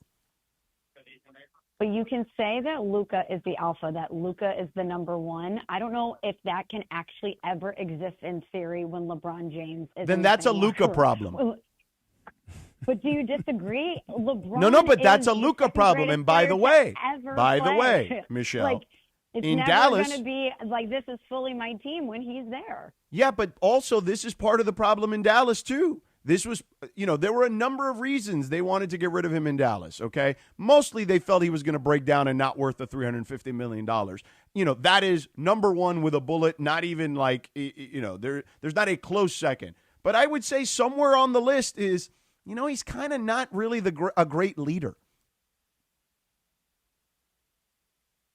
Yeah, well. So that's a Luka problem. They need to figure out. No, it's a Lakers problem, because if you're acquiring Luka and you don't think that he's a good leader, that's a problem that you have, right? But you know that the clock is running out on LeBron. There's a finite amount of time left in his career. Are you going to see if Luka can truly be the alpha and carry it all by himself? How is he not the alpha? He scored 34 points per game this year. He was the number one option. He finished fourth in MVP voting. I'm not talking about strictly a basketball perspective. LeBron James stepping into a locker room is going to command all of the energy. Is Luka really going to be able to challenge LeBron if LeBron wants to do something differently than him? Are people going to listen to Luka over LeBron? I'm just saying LeBron is heliocentric. He's like the sun. Everything revolves around him. Even if from a basketball standpoint, it's running through Luka, I'm saying from an organizational standpoint, it can't be all about Luka when LeBron is there. And eventually, okay, I'm going to give you an example, a real life example here. I showed up to this radio station 10 years ago. You couldn't have told me there was a better talk show host on this radio station than me when I arrived. Okay. And I felt that way. Okay. But Mason and Ireland were the guys, okay? They have been here, and they deserve the respect that they get because they've been here 25, nearly 30 years, okay? And you know what? Over time, the shows I have been on have this show is a morning show because it's around Cappy and I, right? They are building around Cap, and Cappy and I have taken those reins while respectfully doing it with Mason and Ireland as a group together, okay? But we had to take the reins a little bit to some extent and be like, hey, we're guiding this ship too a little bit, okay? You guys are the stewards of this place, but it is our time too, okay? And we've done that, and we do it cohesively between the 2 shows and 3 shows with a new show in afternoon drive. But that didn't happen overnight, but it had to happen. Like, we had to be willing. We couldn't just say, oh, we're just going to let Mason Ireland do whatever they want. How about us? And complain behind the scenes. We had to advocate for ourselves. We had to show that we could be worthy of being in the discussion, of having a hand on the wheel. Luka has done that on the floor. He needs to do it for himself. But, Michelle, I'm with you. I just want you to know, as passionate as George is, we disagree about this all the time. I'm a locker room dynamics guy, and I'm of the opinion that when you have somebody who's been as successful as LeBron for as long as he's been great. He's made as much money as he's made. He's gotten as much influence as he has. All of these things. It is impossible, in my opinion, for any other individual to become the true leader. That's a you problem, is what I would say. That is a you problem. If you can't walk in a room with another alpha and meet their alphaness to get, eye to eye, you're the problem, not the other guy. Let me just jump in and say KSPN Los Angeles, a Good Karma Brands radio station. Yeah, I don't see it that way. I really don't see it that way, George. Well, then maybe you're a beta. Perhaps, but I don't think so. But maybe I should join the fraternity Alpha Beta. You know what I mean? Maybe I should do that. Look, I'm with you, Michelle. I think that LeBron is an overwhelming personality because he's so overwhelming. Because of his. You know what? Because of You're his, Luka his years. Doncic, bro. Act like it. It's your team. They've literally given you the reins. Go act like it then. Hey, Michelle, I'm with you. I would love to see if Luka could become the true leader on and off the floor on a team where he doesn't have competition for leadership. Oh, for the love. And I'm just telling you, listen, Michelle, I was very worried about this appearance this morning. I really was. Why are you worried? She's a grown-ass woman. She can handle it. It's not the first time she's had a real discussion with me. She produced my show for a couple of years ago. I was going to say, George and I have disagreed many times. I'm just here to tell you. I'm the guy that's usually on the receiving end of the harangue when I have a difference of opinion, which, by the way, she's tougher than your ass, that's for sure. Hey, Michelle, let me tell you something. Well, there's no debate here. I'm an alpha. Okay, listen. You be Luka. I'm happy to be. I'll be your Austin Reeves. Okay, that puts Sedano. You're more like Marcus case. Smart around here. You're a smart ass. That's what you are. You're flopping all over the place. Yeah, really. I'm flopping like LeBron flops. Okay. All I know is this, Michelle. Everything you said, you got somebody standing right here going, I agree. Because everything you've said, I've said. And every time I say it, I take the beat down that Sedano delivers. Well, now you know it's equal opportunity. Yes, it is. It is equal opportunity. That's there right. you go. Absolutely. Also, we had this conversation with Susie today. LeBron, champion in LA, has been there longer than any other stop in his career. Is he an all-time great Laker? Yeah. I mean, he's not the all-time greatest Laker, but he's an all-time great Laker. I mean, I'm asking you guys that because you're obviously in LeBron LA. James has had LeBron James has had 4 separate Hall of Fame careers, if you look at his career. Like, if you just take the individual 7 years in Cleveland, 4 years in Miami, 4 years in Cleveland, 8 years in L.A., Tom Haberstroh, who I think is the most brilliant numbers person in basketball, actually broke this down on Yahoo. He would have a Hall of Fame case at every stop if you just took them individually. So you think Lakers fans, like your audience right now, would consider LeBron? Lakers fans don't like LeBron because they still, not all of them. There is a vocal minority of Lakers fans that don't appreciate LeBron because they will never look at him as anything but Kobe's rival. Interesting. The great Michelle You know what else Smallman. is interesting? Real quick, your use of the word heliocentric, I just want you to know that I didn't know what it meant. No, so of course I Googled not. it. You looked it up. Yes, I had you to looked Google it. No, I thought I explained him. He's the sun and everything. She did revolves around explain him. it. But I didn't know that. And so I did look it up. It is the astronomical model positioning the sun at the center of the solar system. So great word. And you taught me something today, Miss Batty. The great Michelle You Smallman. know me, I always have a little vocab word for you. You hear on Sportsmanlike weekdays at 3 a.m., 3 to 7 a.m. leading into this show, the Sedano and Kap Morning Show. Start your day with Unsportsmanlike and Michelle and Evan and Chris Canty, the Super Bowl champion. Michelle, an amazing performance today. Yes, very nice. Thank you, Michelle. Yeah. I Thanks, think guys. I'll talk to you later. Bye. I may have couriered her all of my talking points this morning. Well, because she just rattled them all off. We are quite behind now. So, well, if anything, it shows you how consistent I am. That is true. So what do you want to do? You want to get to Bergey's Oregon next, or? I mean, yeah, let's just do Bergey's Oregon next, because really what I was going to talk about in the 8 o'clock hour was the I think both sides made a miscalculation, and we can get to that later. But I did bring it up with Michelle. But yeah, let's catch up on some stuff. All right. 50 minutes left in this hour and 7 reads. So it should be fun. The Sedano and Kap Morning Show right now. But it's been a good show. No, it yeah, has so been. far, been great. 8:10 in the morning. Let's talk about our friends at Prize Picks, please. Let's do it. Yes, listen, Cappy, you want sports action in the state of California? Prize Picks is the place to be. Download that Prize Picks app. Use the promo code Cappy, K-A-P-P-Y. Your first $5 lineup gets you a $50 lineup bonus. It's simple to play Prize Picks. It's more. It's less. There's a stat projection for every player imaginable and every sport imaginable. And very simply, you can bundle a couple together, right? From different sports even. And you can win cold hard cash. Yeah, but here's the key right now. For those of you that have already downloaded the Prize Picks app and used the code Cappy and made your first $5 lineup, good for you.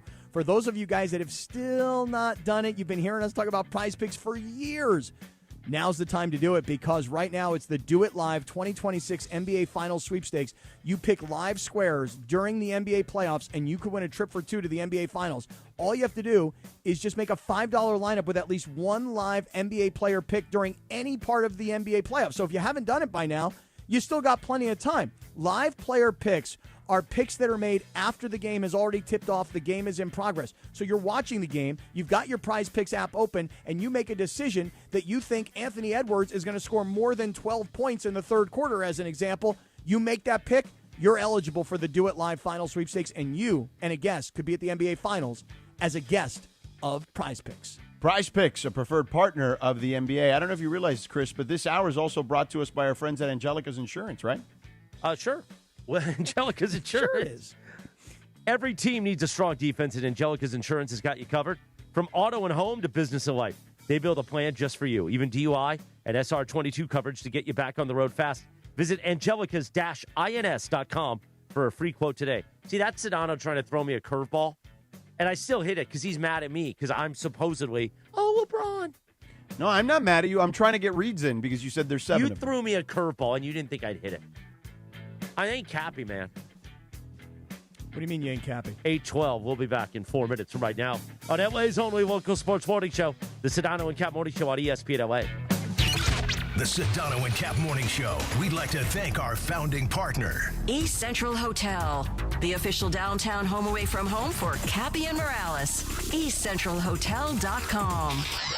This is the Sedano and Cap Morning Show. He's the son of a school teacher and Navy veteran who built a company worth billions and walked away from it. Tom Steyer, pledging to give away half of everything he earned to charity and fight for Californians. So when out-of-state corporations weren't paying their fair share of taxes, Tom Steyer led the fight for Prop 39 and won, making sure no one takes advantage of California and gets away with it, and earning California billions of dollars for our schools. Tom took on big oil to stop them polluting our air and water and smashed them. Tom fought for free school lunches, so no child goes hungry while learning. Tom Steyer, strong enough to take on the special interests crushing us with the cost of living. As governor, Tom will stop Wall Street from buying up middle-class homes, lower utility rates by 25%, and ban corporate PAC money from polluting our politics. Other politicians talk, Tom Steyer gets it done. Ad paid for by Steyer for Governor 2026. Hey guys, it's Sedano. Next time you're at my home away from home, LAX, look up. You'll see the future of travel in action. It's the all-electric Skylink train. It's now testing, and trust me, this is a game changer. What does it take to build a champion? It takes round-the-clock preparation. And soon, Skylink will connect you to the airport terminals, the new rental car center, and LA Metro. From practice to prime time, the LAX Skylink. Fast, free, and built for LA. In testing now to help you skip the traffic later.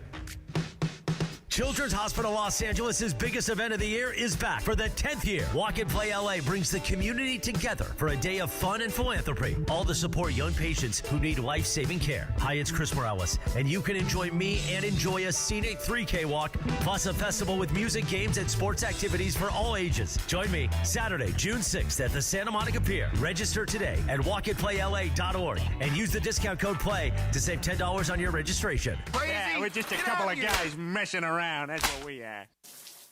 Memorial Day weekend checklist. Sunscreen, check. Snacks, check. Road trip playlist, check. Now, when's the last time you checked your oil? Before you hit the road, head to Valvoline Instant Oil Change for a fast 15-minute stay-in-your-car oil change, and no appointment is ever needed. Plus, they'll check your fluids, battery, wipers, and more, so you can worry less about your car and focus more on the weekend ahead. Visit SoCalOilChange.com for a special offer and your nearest location. Valvoline Instant Oil Change. Quick, easy, and road trip approved.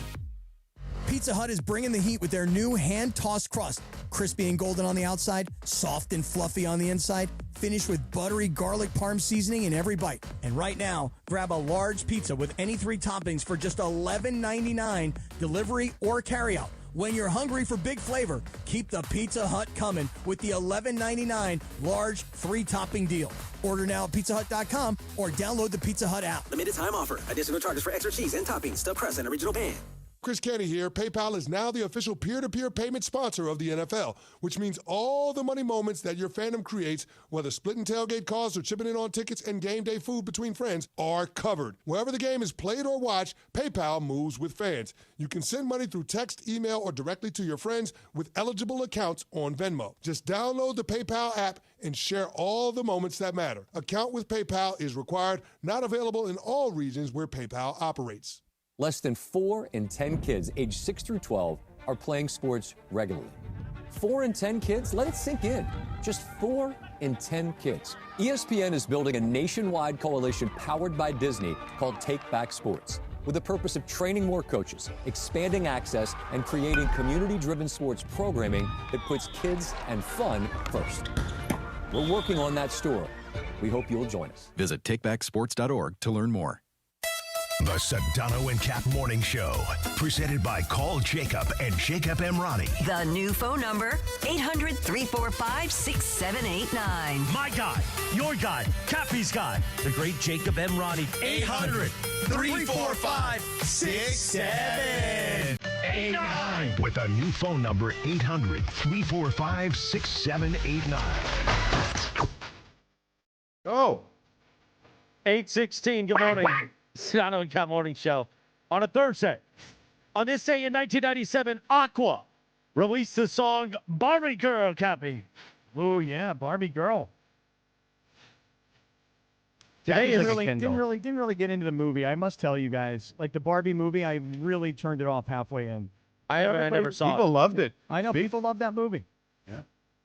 I was supposed to go to the Hollywood Bowl and see the Barbie movie where they did the music behind it.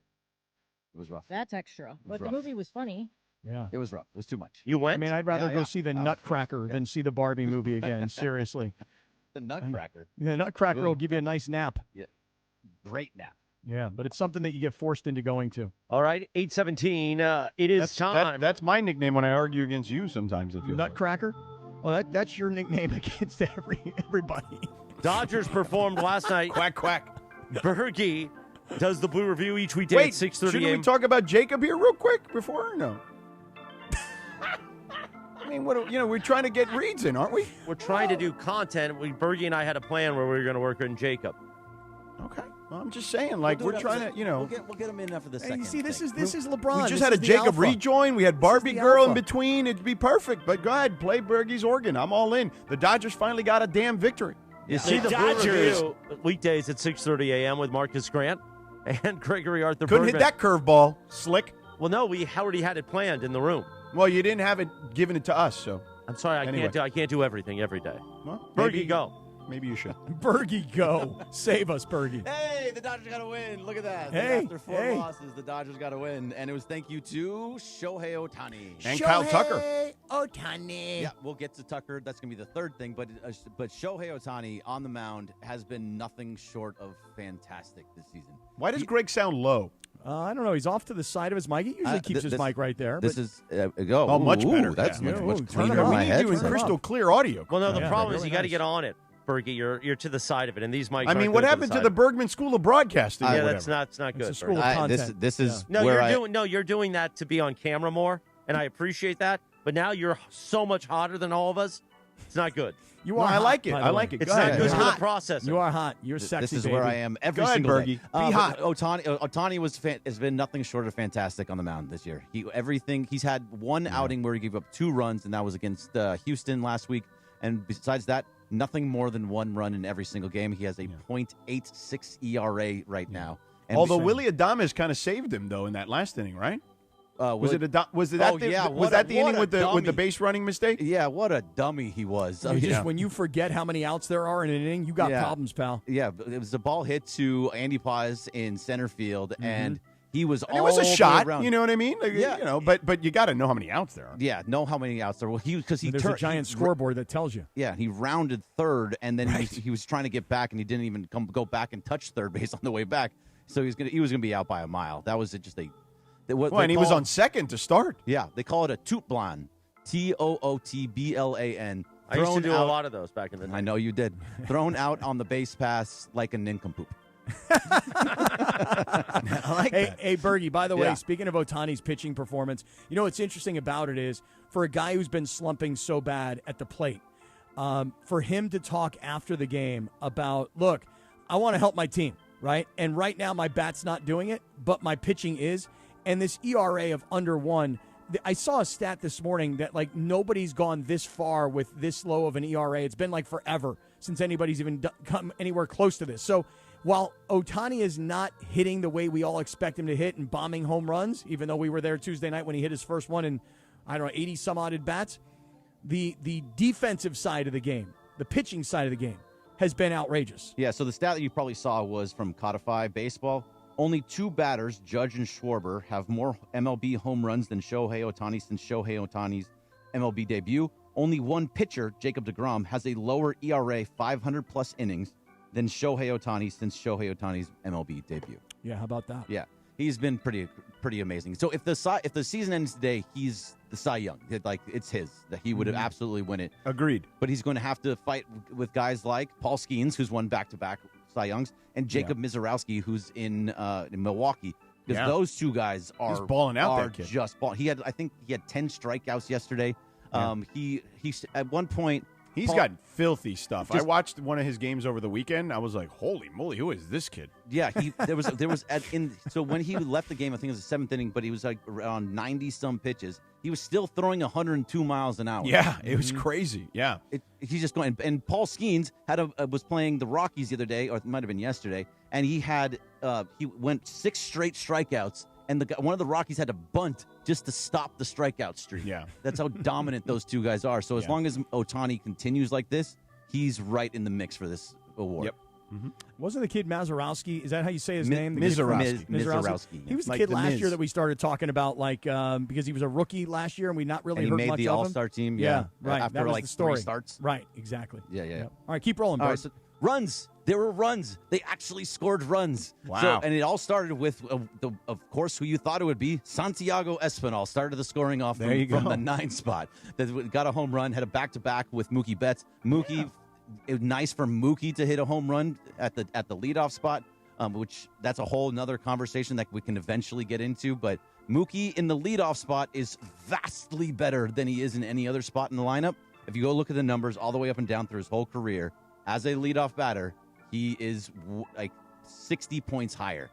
He's just better in that spot. He is. You know, maybe something to consider given Ohtani's slump. Maybe you think about move putting it around, Mookie back Dave. to the top. Let's go. Yeah. It's never going to happen, but it is a conversation that can happen, at least in the 2 spot, that he will be up much higher. And I don't think Ohtani would care if he's not hitting the leadoff spot.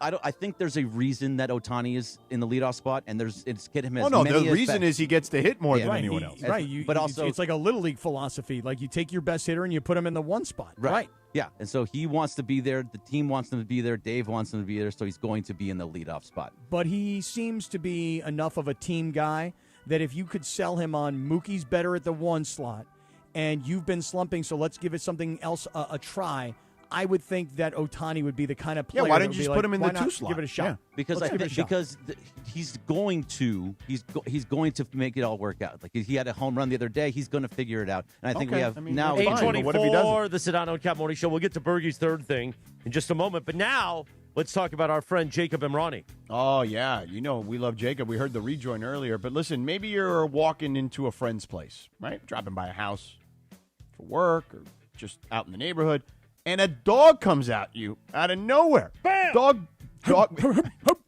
Dog bites, animal attacks are not small things, Captain. No, let me tell you something. My daughter, I've had this happen twice. And listen, you think they're the most friendly little cute dogs, and it doesn't have to be a big mean dog. It could be a little teeny tiny dog. I'm telling you right now, they can leave lasting injuries, infections, scarring, and let me tell you from experience, a whole lot of stress. So if you got hurt, especially in a dog situation, a dog bite, you should know you likely have a case and you should call Jacob for a free consultation. 800-345-6789. Jacob and Bronny and his team help people throughout L.A. who are injured because somebody failed to control their animal, and they know how to push back when insurance tries to downplay what happened. So call them at 800-345-6789. Or head to calljacob.com, Cappy, for what? For a free consultation and a no-obligation case review. The most important thing you need to know is you do not pay a fee unless Jacob wins for you. So call Jacob, Jack. Not Jack, but call Jacob. Exactly right. 8:25 on a Thursday. The Sedano and Kap Morning Show when we return in 2.5 minutes from right now. We'll get Bergie's third thing. And we'll keep the conversation flowing. Scumbags. Is that okay, Sedano, that I said it? That was just a general scumbag. Yeah, yeah. As long as you're not directing it to a specific group who don't deserve it. I mean, yes, that's. I mean, I don't love it, but it's okay. Okay. Just want to make sure it's gentle enough for you. I don't want you to get mad and leave without showering in the locker room with us. All right. By the way, I have a hilarious story to tell you guys about an appearance I had before our show today. Oh, beautiful. We'll do that too. Bergie's third thing. We keep talking Dodgers in 2.5 minutes from right now on LA's only local sports morning show. The Sedano and Kap Morning Show on ESPN LA. The Sedano and Kap Morning Show. We'd like to thank our founding partner, Providence. Providence, caring with compassion in Southern California. This is the Sedano and Kap Morning Show. It's NBA and NHL playoff season, and there is no better place to catch the action than Cosm. Hey, it's Mace here, and you got to get into the Cosm Dome and experience every slam dunk, every goal on Cosm's massive, immersive display, and it's so real, you'll feel like you're courtside or right on the glass. Or head to the hall and catch every game on their wall-to-wall LED screens. Great food, amazing drinks, cocktails. Cosm has got it all. No better place to experience the playoffs than Cosm. For game listings and tickets, visit Cosm.com. I'll see you at Cosm.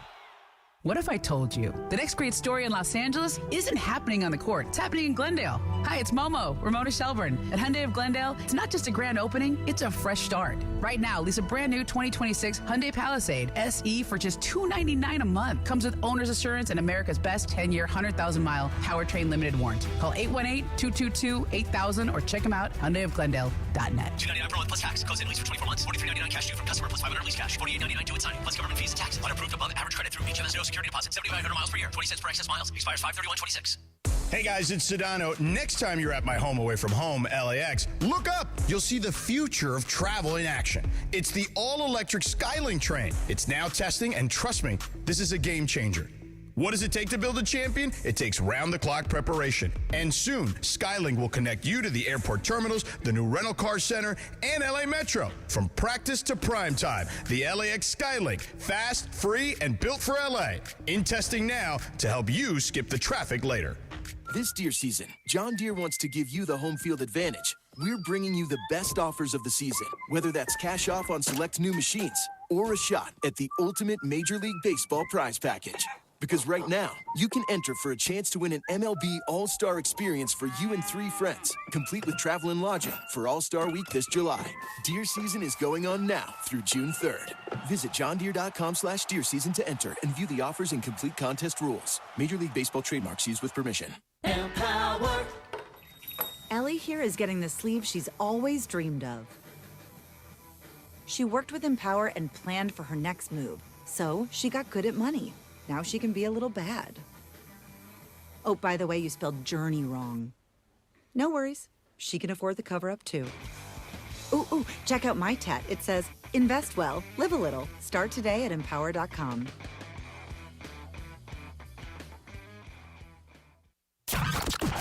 It's time for Stronger Starts on the Sedano and Kap Morning Show. Presented by First 5 California. First 5 California. Be calm, be steady, be there, be nurturing. Time for today's Stronger Start. Yes, indeed. How about those Dodgers last night? Finally, it comes alive. 2 in the third, 2 in the fourth. They take care of the Gigantes. Thank God, and don't get swept. The Stronger Start, actually, right here on the Sedano and Kap Morning Show. Brought to you by First 5 California. Learn why giving your kids more support for their feelings helps protect them against toxic stress at First 5 California.com. Sedano.com, 829 on the Sedano and Kap Morning Show. Sedano, your girl, Gloria Estefan, and Miami Sound Machine. On this day in 1988, the number one hit, Anything for You. Oh, LeBron, anything for you.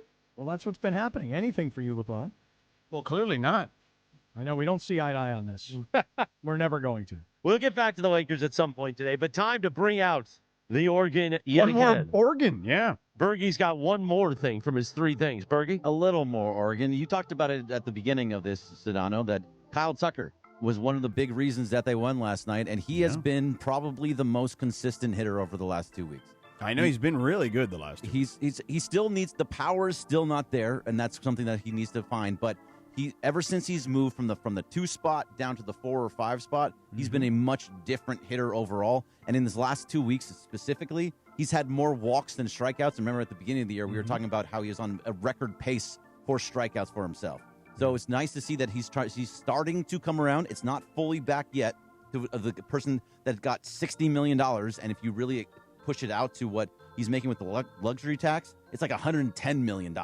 So he's not at that level yet, but the fact is he's looking much better, more comfortable at the plate, walking more, and getting more hits. Yeah, and when Chris and I were at the Dodger game on Tuesday night, we were talking to people in the stands around us, and they were like, we cannot believe that this guy is a $60 million a year player, because Dodger fans have not really seen it yet. Now, there have been a couple of moments where he had that one walk-off where they won the game, and that was kind of like his first big Dodger moment. Right. And remember, early in the season, Bergie, I was kind of all over him, like, dude, you don't get paid $60 million a year to come in here and strike out like this, not hit home runs, not really show much range in right field.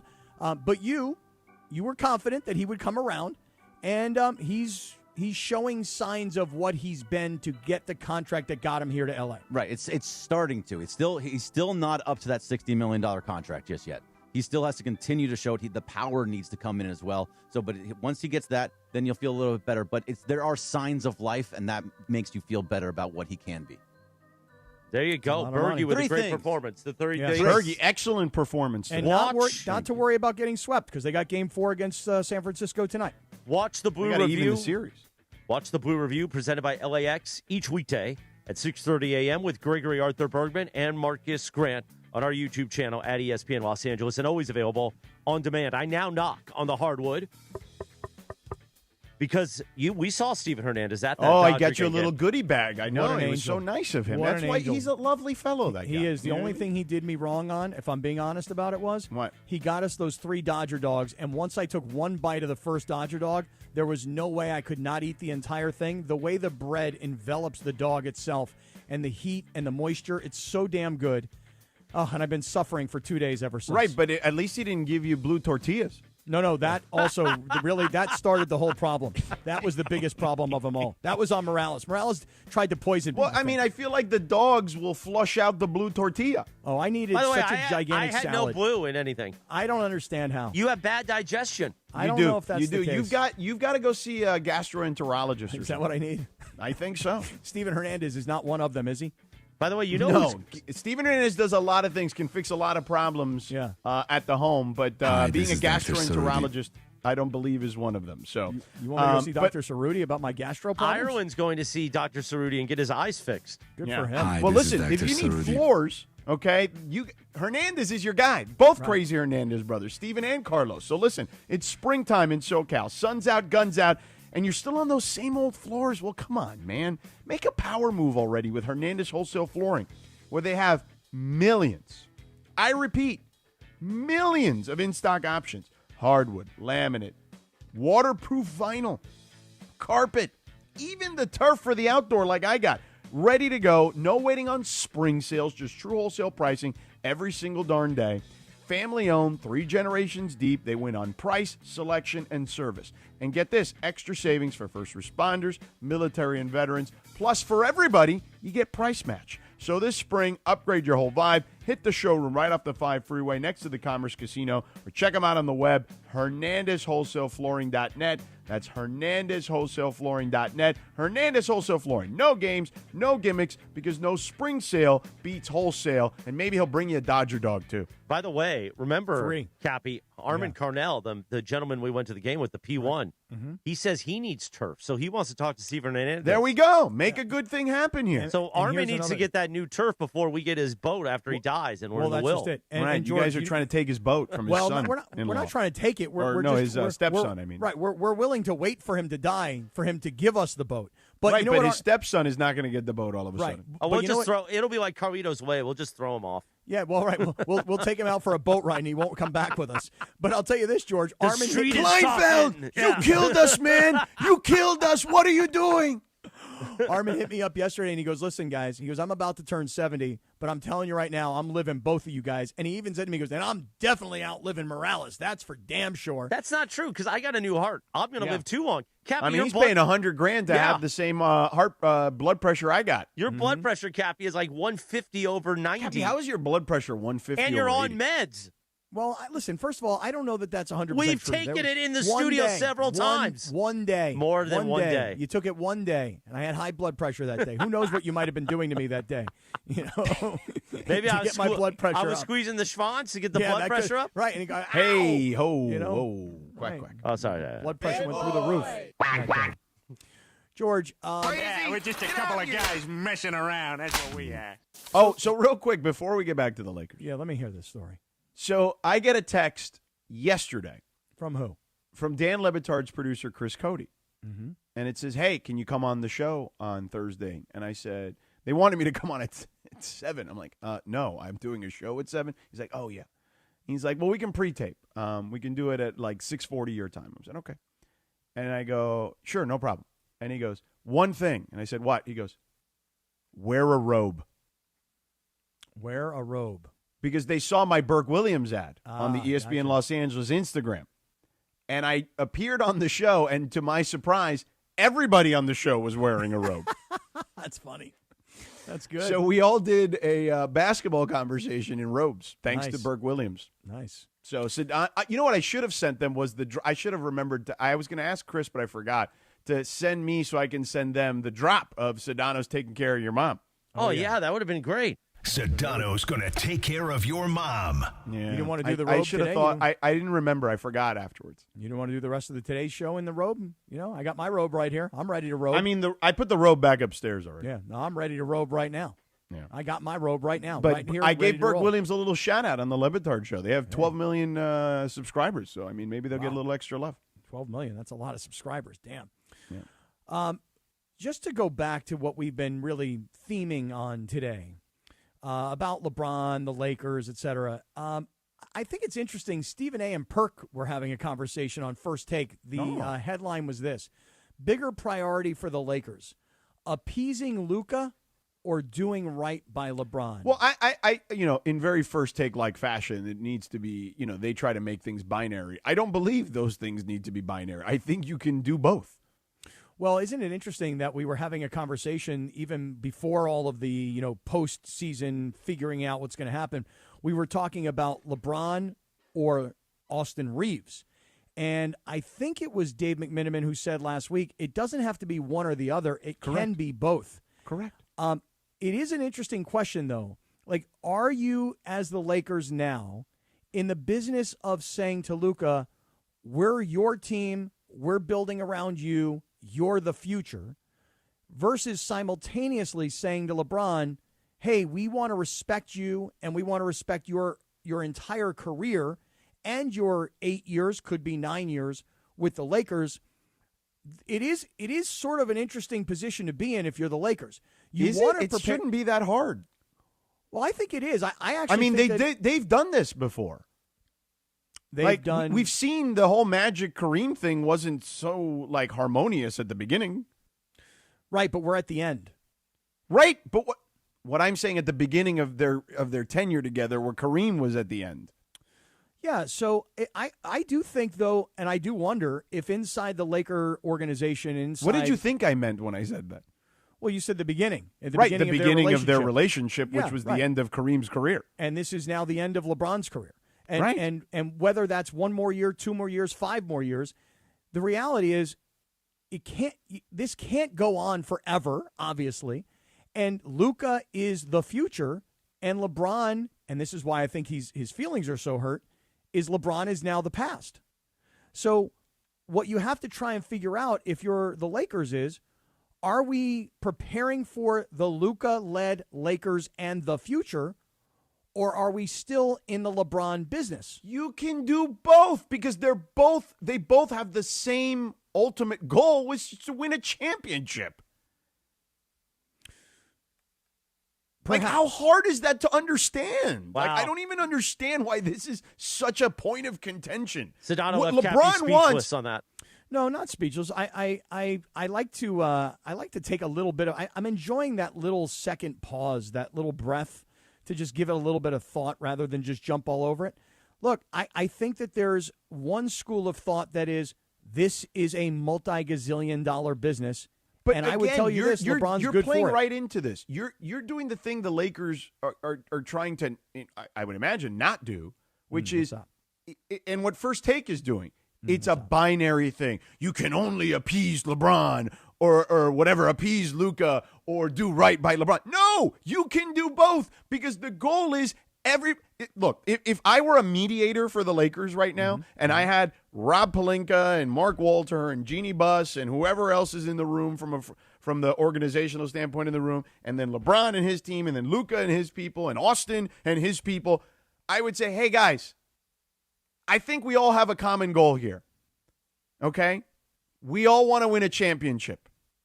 And if we all want to win a championship, we should all want what's best for each one of you because it's the best for the collective. Because if you want something that you think helps us win a championship, and you want something that you think helps us win a championship, and you want something that helps us win a championship, then we should all agree upon that because it helps us win a championship. Our common goal is to win a championship. We should all be aligned by that. And I think that is the thing that is mind-boggling to me, that whether it's LeBron or Luka or whatever, they all have the same philosophy. What does it take? What do we need? What do we got to do to win a championship? Okay, yeah, but if that you're should LeBron, be the common goal. This isn't that hard. No, but if you're LeBron, you might be on the defensive in that mediation where everybody might be looking at you. And what would everybody be saying to LeBron? Hey, LeBron, for us to win a championship, we need you to do blank. What is that? We need you to be at a smaller number. Right. And what would he say, according to Dave McMiniman, who was on with us 2 days ago? Well, according to Dave, a few years ago when LeBron was No. What did he just say 2 days ago? What did he say? Why? He said LeBron would be open to a pay cut, but the question will be back to them, to the Lakers. Okay, why? Right, Show me why. Show me what the plan is. Right, but the history is that according to Dave... Forget history. We're trying to mediate.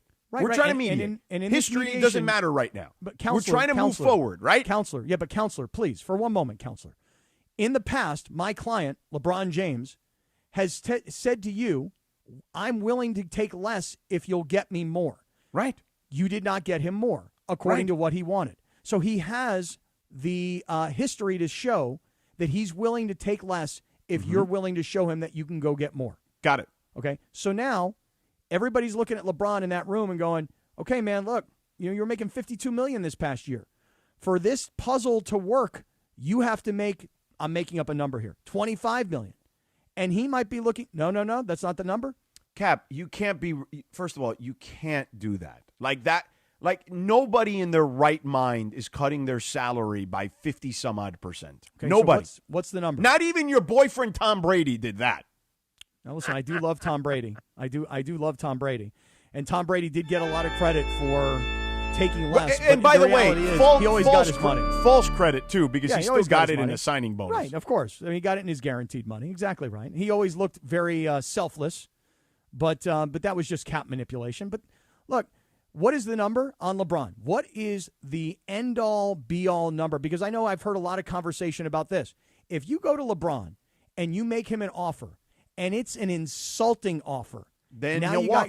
got yourself a problem. You Right. have to make him an offer that he will find acceptable. Correct. And you as the organization can live with and maneuver around. Correct. Because it's a good enough number for him. Yes. And it's a livable number for you.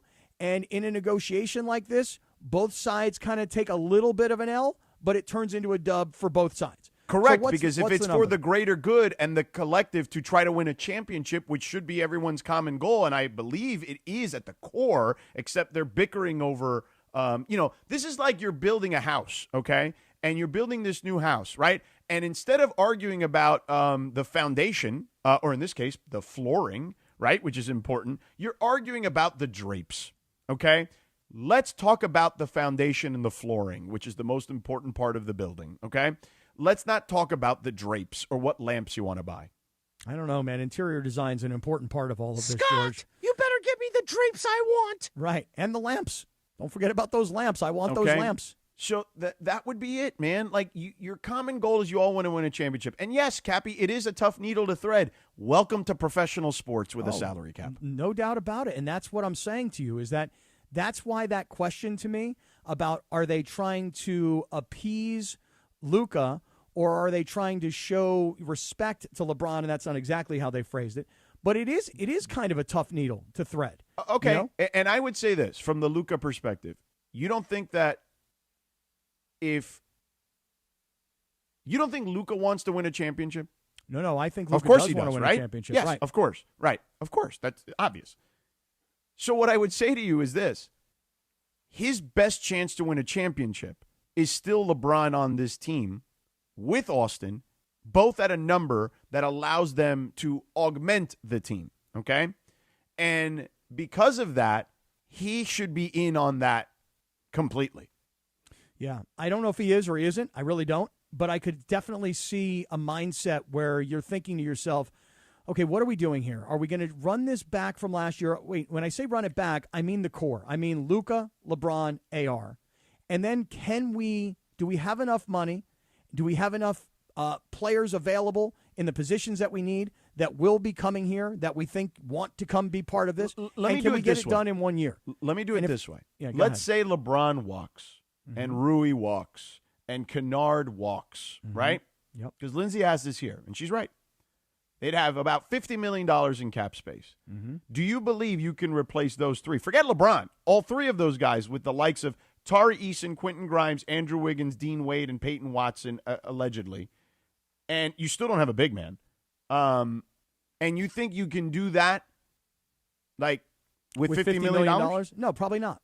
Right. You can't replace the production. Brian was right yesterday. Yeah, and listen, I always look at these things through two different ways. I look at it from if I'm the president or the CEO of the Lakers, what do I want? And then I look at it from if I'm the team, what do I want? And yes, winning a championship would be very good for the business of the Lakers.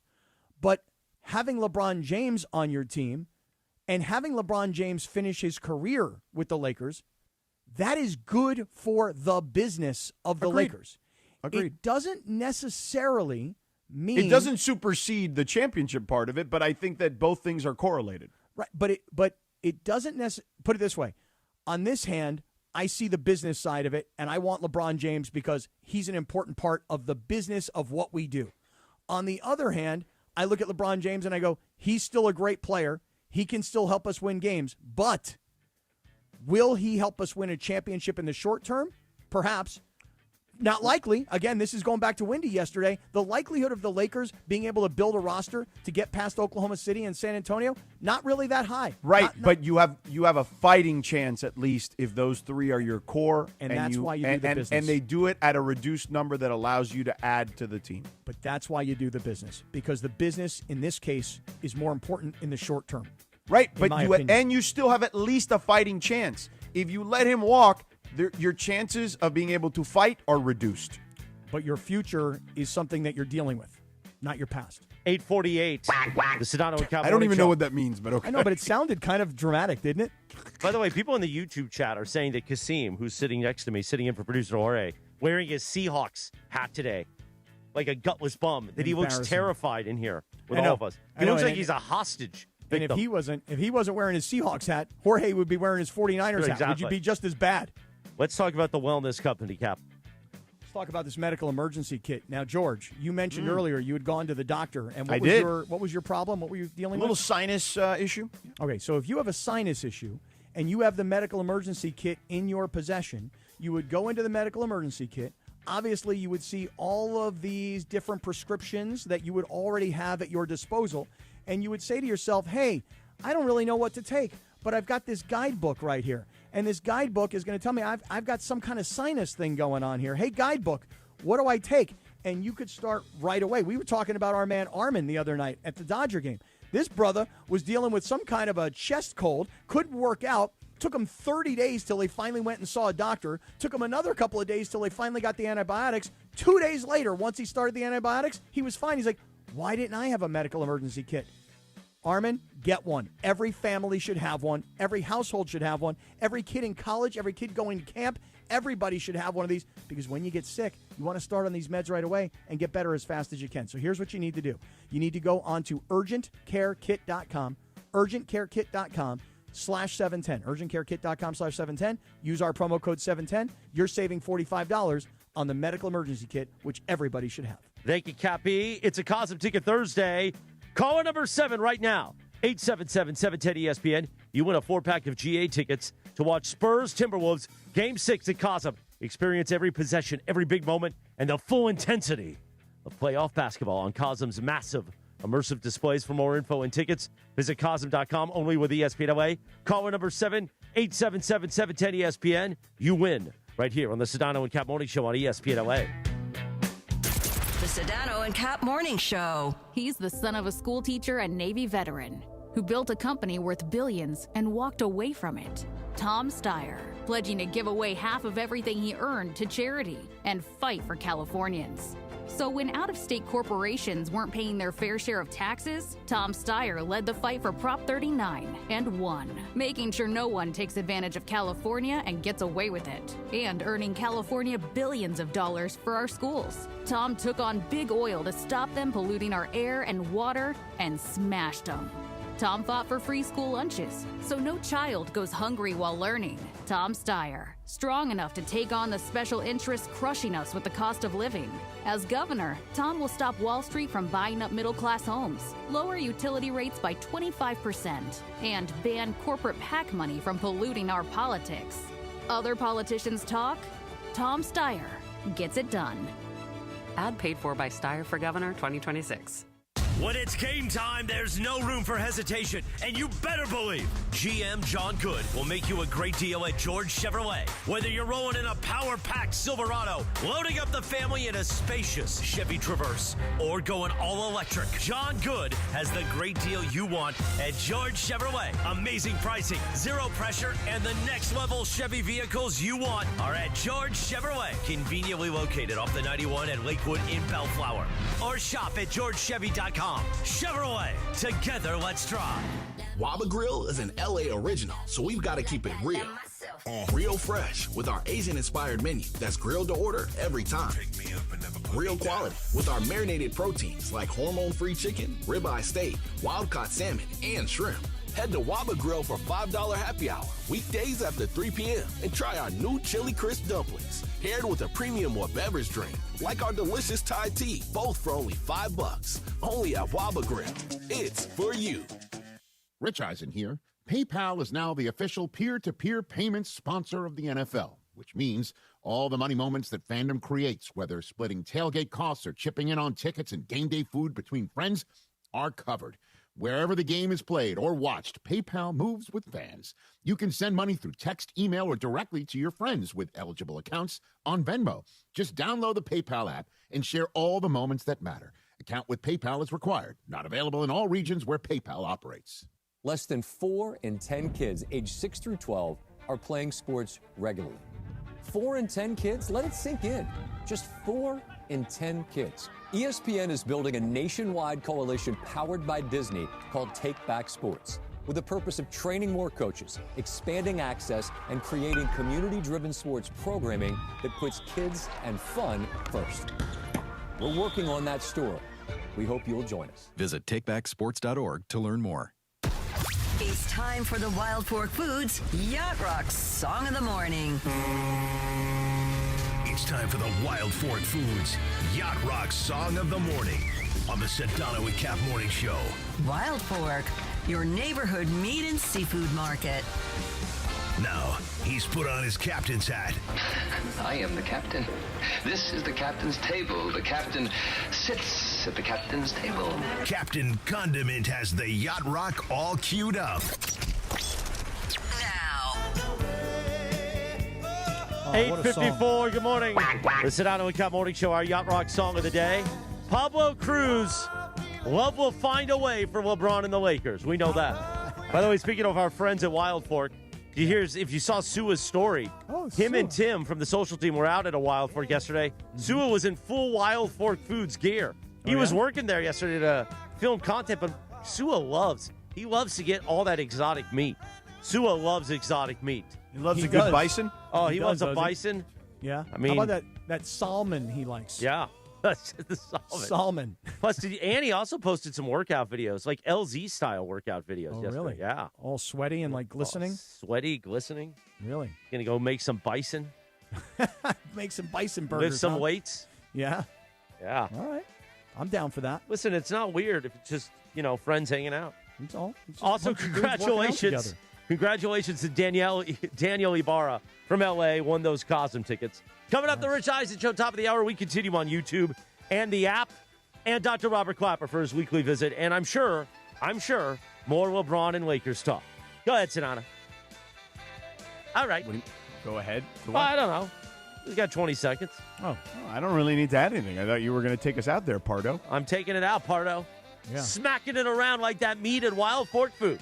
Oh, yeah. That bison. How about some of the NFL schedule talk, too? Maybe we'll do some NFL schedule talk, too. And some breaking news. That's for the Sparks. And we got breaking news, Jack. Hey guys, it's Sedano. Next time you're at my home away from home, LAX, look up. You'll see the future of travel in action. It's the all-electric Skylink train. It's now testing, and trust me, this is a game changer. What does it take to build a champion? It takes round-the-clock preparation. And soon, Skylink will connect you to the airport terminals, the new rental car center, and LA Metro. From practice to prime time, the LAX Skylink. Fast, free, and built for LA. In testing now to help you skip the traffic later. It's Bethel Duran, and you know how much I love my Toyota. And right now, the deals are sizzling at Northridge and Wondries Toyota. Get a brand new 2026 Camry for just $389 a month for 36 months, $4,999 due at signing, or finance for just 4.99% APR for 60 months. What about a brand new Tacoma? I'm thinking of doing this. You can lease for just $279 a month for 36 months, $4,999 due at signing, or you can finance for just 2.99% APR for 48 months. In the 818, go see NorthridgeToyota.com. In the 626, WondriesToyota.com. Children's Hospital Los Angeles' biggest event of the year is back for the 10th year. Walk and Play LA brings the community together for a day of fun and philanthropy, all to support young patients who need life-saving care. Hi, it's Chris Morales, and you can enjoy me and enjoy a scenic 3K walk, plus a festival with music, games, and sports activities for all ages. Join me Saturday, June 6th at the Santa Monica Pier. Register today at walkandplayla.org and use the discount code PLAY to save $10 on your registration. Hey guys, if you're heading into summer without a medical emergency kit, you're taking a risk most people don't think about until it's too late. Summer colds linger and can turn into sinus infections that could last for weeks. Getting sick right before vacation can derail everything. And when you're traveling, finding a doctor and a pharmacy can be really stressful. That's why I ordered a medical emergency kit. It's like having an urgent care and a pharmacy right at home. It includes essential prescriptions like amoxicillin and generic Z-Packs to treat wide ranges of common and serious illnesses. So if you wake up sick, at home or on the road, you already have what you need. No waiting for your doctor, no hours at urgent care, no pharmacy lines, no copays. You just match your symptoms to the right prescription in your guidebook, or you call the telemedicine doctor standing by. Start on your bed sooner and feel better faster. Every home needs at least one medical emergency kit. Order yours online in minutes, and it's shipped to your door. Save $45 with our promo code 710 at urgentcarekit.com/710. Promo code is 710 at urgentcarekit.com/710. Michelle Smallman here. PayPal is now the official peer-to-peer payment sponsor of the NFL, which means all the money moments that fandom creates, whether splitting tailgate costs or chipping in on tickets and game day food between friends, are covered. Wherever the game is played or watched, PayPal moves with fans. You can send money through text, email, or directly to your friends with eligible accounts on Venmo. Just download the PayPal app and share all the moments that matter. Account with PayPal is required. Not available in all regions where PayPal operates. Switching to Progressive is a game-winning call. And that reminds us of other game-winning calls in the history of sports. So it was the fourth quarter and we're down by 5. Sweat pouring down my face. Suddenly it hit me. If only I could wrap part of the towel around my forehead. And that's how I became the first basketball player to wear a headband. Okay, not really a game-winning call, but it was a good call. You can make one too. Switch to Progressive and you could save hundreds. Progressive Casualty Insurance Company and affiliates, not available in all states. 710 ESPN, your home for the 17-time world champion Lakers. KSPN Los Angeles, a Good Karma Brands radio station. Previously on the Sedano and Kap morning show. Dwayne Wade said LeBron James does not take discount. We have a jaded view of this. Hey, LeBron, you're a billionaire. Hey, LeBron, not only have you made so much money playing basketball, but how about your endorsements? How about your media empire? So come on, LeBron. What is the difference between 50 million get like super 20? crazy to the bone real? Yeah, go ahead. Like to the bone real? Yes. They're not winning it next year anyway. Because you're not climbing over San Antonio and Oklahoma City in one spot. And I don't know about Denver, and I don't know, maybe the way things are falling, you could beat Denver. Can you beat Minnesota? Maybe, okay? So you got to sell all your season tickets. You got to sell your games on Spectrum. The Sedano and Kap morning show is on the air. The biggest show in ESPN LA history. So the real thing that you should do is you should pay LeBron the money. Do it on a one-year deal. Don't give him multiple years. Give him what he wants on a one-year deal. Give him a big, giant hug and say, we can't wait to see you back. And you kick the can down the road for a year. A little sabor? Yeah, I don't think people like being called hacks. You're the widow on the radio. Giant Mexican, horn section. And Did you have me on your show to berate me? Is that what you're doing now? Give me a freaking break. I'm reacting to Art Bell. Yeah. Midnight in the desert. I'm Art Bell. Scott Kaplan, eat a fat one, bro. The Sedano and Kap morning show on 710 ESPN. The all-new ESPN LA app and on YouTube at ESPN Los Angeles. We're bigger than U.S. Steel. Wow, that's crazy. Well, you want to Bit boy. Right now. Monstrous. Beto, I don't want to eat that. We did it, Dad. We did it. You were riding high on the stinger last time. Oh, big time. Right, that's right. Of course we were. So, my girls, stay tuned. Hey, Beto, where you been, homeboy? 9:02, good morning. The Sedano and Kap morning show on this Thursday, the 14th of May, 2026. Go ahead, Cappy. Here it comes. We have had a great show so far this morning. A lot of fun and frivolity. Thanks to Michelle Smallman with a historic appearance on this show. Thanks to Sedano for just smacking us around like rented mules this morning. Banging our heads like a screen door in the hurricane. Yeah. Although you did say earlier in the show, did he get his talking points couriered to his home? So he's been pushing, on the LeBron side. I will just say this, though, George. I thought Wendy said it very well yesterday. Really from a business perspective and even from a basketball perspective, you ought to just pay the guy, suck it up, and kick the can down the road. The only thing is, I wonder this.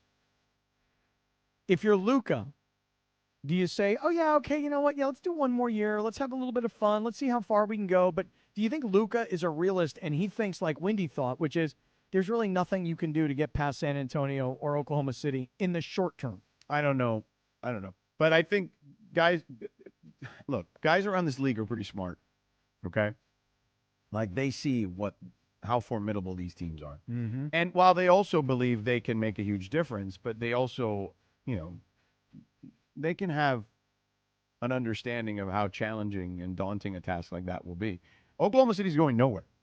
Like they are going nowhere anytime soon. And we've seen Wemby is here. I mean, Wemby had 21 and 11 at halftime the other day. Mm-hmm. Yeah, so that's just it. I think you're right, actually. I do think that the players are smart enough to know hey, look, we might be able to beat Minnesota. And this is the Lakers. We might be able to beat Denver. But if I'm being honest with myself and I'm looking in the mirror and I'm really looking at myself deeply like, hey, can we beat Oklahoma City? I don't think so. Not the way we are today, not the way they are today. And now, by the way, future, go ahead. Because you keep making this point that Oklahoma City will not be able to keep this band together forever. But they'll just trade one of them. Okay, so again, at some point they're going to change their roster, and that's right. when. But you're going to give Sam. But while that's happening, think about it this way: AJ Mitchell popped on the scene. Mm-hmm. I told you before the series, you're going to hate this guy. I've grown because to hate he's him really and good, love him. And you have no idea who he is. Okay, no, zero, zippo. And Jalen Williams, who was an All NBA player last year, has missed a ton of games this year. They were still the 1 seed. He missed the entire Lakers series. He's their second best player, and they swept the Lakers. I know no Luka, but they still swept them without their second best player. Yeah, it really wasn't even competitive until the last game. That's right. Don't you think So that he was watching that's how good they are. Yeah. Don't you think he was watching the Cavs last night and he was like, man, I can make that work like that? I Who? feel like they would be LeBron. Don't you think that if you could replace anybody on the Cavs besides Donovan Mitchell with LeBron, don't you think that they would? No, be they like would East still favorites? need Evan. They need their bigs. You need big men in this sport. So you're telling just Harden for LeBron is what you're saying. No, I mean I don't know. Because here's I don't know what it would look like. Yeah, I mean, they don't need Harden. She's saying replace anybody but Donovan Mitchell, and they'd be the best team in the East. Yes, that's what I think. I don't think I still think you need big men in this sport, especially the way it's played now. You need multiple big men. Okay. The point is, though, So I don't think it's Lindsay, just replace anybody. Way to be strong there, Linz. Well, I'm just saying we agree to disagree. What are we disagreeing about? I just think that again. I think you. I mean, listen, the Cavs, they did an awesome job at the end of that game yesterday. I mean, they were a force. They still got I don't think it's the only reason they won, but they got a smidge lucky at the end of regulation there. Oh, but yesterday. I thought the refs don't determine the outcomes, though. Well, but that was pretty obvious that Jared Allen ended up backing into and tripping Asar Thompson as he was trying to get the ball and go the other direction. Yeah, but there was other calls that could have gone the other way. I'm sure. That's why I said it's not the only reason they won. But that's a pretty big one to miss. They do say you got to, in order to win a championship, not only do you have to get You gotta be lucky. really good, you got to get a little luck along Got the to way. be lucky. I don't But think they're Lindsay- winning a championship, though. I don't think so either. I don't even think they're going to end up. I'll be shocked if they beat Detroit tomorrow. I'll be shocked. No, I actually, as much as I love Donovan Mitchell, I hope for him to get to the conference finals because he's never been.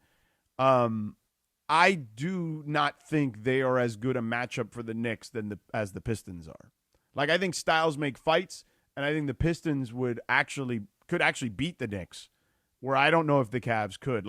I'm not sold on it just yet. Oh, see, I feel better about the Knicks than I do Detroit. No.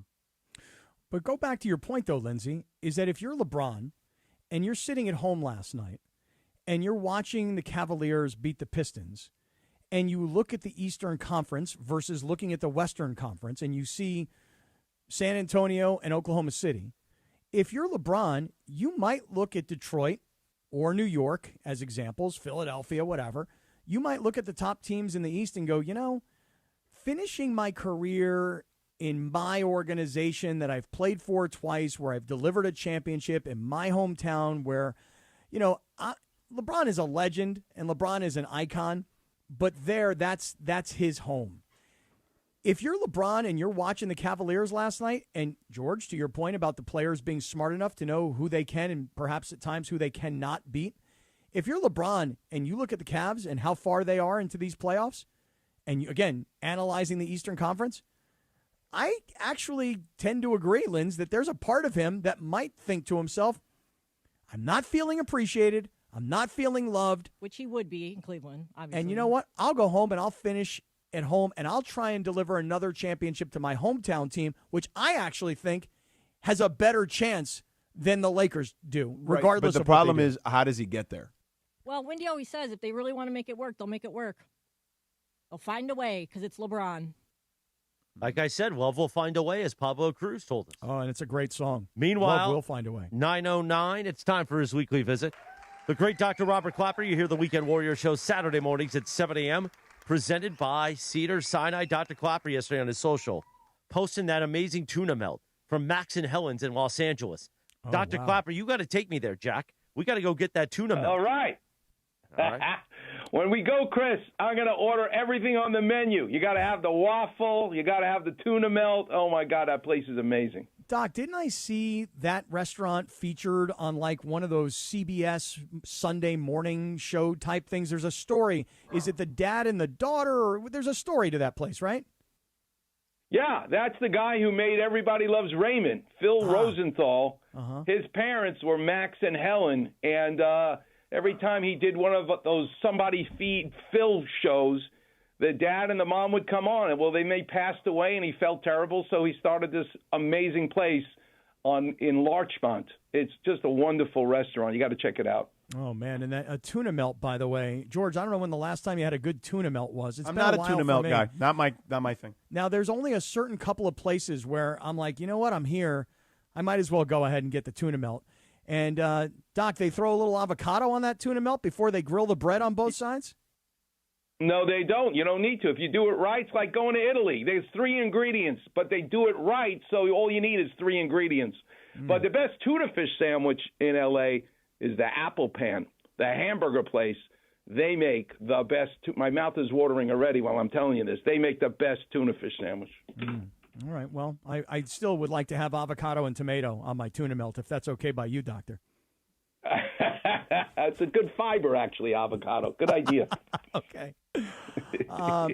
Doc, let me just ask you first and foremost. We had this conversation last week about Vanderbilt and the dislocated finger, and you had said, listen, you pop it back in, you put a Band-Aid on the thing, you get back out there and play. He did not, by the way, in Game 3. He did come back for Game 4. I was surprised based on what you had said. Were you? I was totally surprised. I'm also surprised that Luka didn't give it a turn to play. I mean, I'm very surprised about what the Lakers did with Vanderbilt, with Luka. Come on already. But it is what it is. They ain't Kobe Bryant, that's for sure. But what do you mean about Luka? And I only ask because even if he were starting to jog a little bit, and even if he were, trying to lift some, I mean, to go back out there in that series against that team that deep, when you couldn't even really practice or do anything, where there's contact, I'm a little surprised to hear you say that, frankly. Well, I'm a Laker fan from back in the day, and I'm used to seeing Kobe post on Instagram his ankle look like an eggplant, and he went and played with broken fingers, with a torn Achilles tendon. You know what I mean? You only get one chance at this, but he ain't around anymore, and we're left with these guys.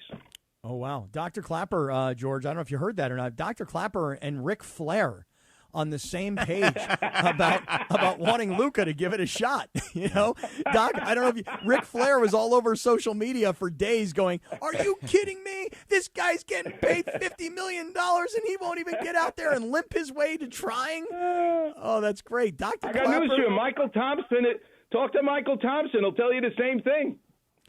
Well, I just like it. I mean, Ric Flair's got woo, and you've got how are you? I mean, this is like a perfect marriage. So are you saying that medical teams are too cautious these days? Yes. Because there's a bias. You better I'll leave it at that, but there's a lot of even with the Raider player, right? Max Crosby. All of a sudden, we're being told he's not passing the physical, when the surgeon who did his surgery said he's fine. So there's a lot of stuff going on. In fact, not to segue into it, but Malik Neighbors is the wide receiver for the New York Giants. He didn't go to the Giants surgeon. He went to Dallas to the Cowboys surgeon, who fixed his ACL, and now 8 months, 9 months later, he's got to do a cleanup, if you will, of scar tissue. But think about that. You got a full-time orthopedic surgeon in the Giants, but he went to the Cowboys, and the Cowboys, you played in the first game, and now he's having another operation. There's a lot of politics, I will just say, that's behind the scenes. Mm-hmm. Why does a guy need, if you have knee surgery, in the case of Neighbors, who kind of is telling everybody now he thinks he'll be ready to go at the beginning of the season, what causes somebody to go from a knee surgery, and I assume we're talking about like an ACL surgery here, and then it turns into the scar tissue, and just kind of go through what happens that would cause that? So when you look inside someone's knee and see the cable, the ligament, the ACL that's torn that connects the thigh bone, go ahead and feel your thigh bone right now. Feel your patella, feel your kneecap, and now feel your tibia, your shin bone. What keeps that joint, your knee joint, from coming too far forward and stabilizes it in rotation is one of the four main ligaments in the knees, the ACL. And when it tears, the joint fluid doesn't allow it to heal on its own like other injuries you would have. So we have to fix it. But we can't put stitches in it because it won't heal. So we have to actually borrow, that's what a graft is, either a cadaver, which I don't like, your hamstring, which I don't like, but you should use your own patella tendon, and your body can clearly handle it. You take a little piece of it. But the key is you now have to drill a hole in the femur and a hole in the tibia, a tunnel, a bony tunnel, and you now have to weave through that tunnel the new ligament. And then the bone locks it in place, and you have a brand-new ACL. It's wonderful. Look at Saquon Barkley running again, Aaron Rodgers playing again. All these folks had their ACLs done. But when scar tissue takes place, which you need to heal, well, guess what? The body sometimes makes too much scar tissue. And if you make too much scar tissue right in front of where the ligament goes in the tunnel of the tibia, we call it a cyclops lesion. Remember that monster, the cyclops with one eye? Mm-hmm. Well, that's what it looks like, this giant gob of scar tissue, and it's like sticking a doorstop inside your knee. So Malik probably could not fully straighten, fully extend his knee. You do an MRI, and you see that wad of scar tissue, the cyclops lesion. So what he had done is scope him and literally shave away and clean away that extra, give a haircut to that scar tissue so that he can now fully straighten and bend his knee. Doc, I've got a couple of knee questions, personal knee questions, actually. So recently on my right knee, there was like a bit of discomfort, usually when I'm flying, okay, because of the air pressure, and I'm on a plane a lot, okay? And I will tell you exactly where. Inside of my leg, right, on the inside. Big toe side, medial side. Yes. So now it's above. I don't know what ligament it is. What are the two ligaments on the side of your knees, on the back, on the side?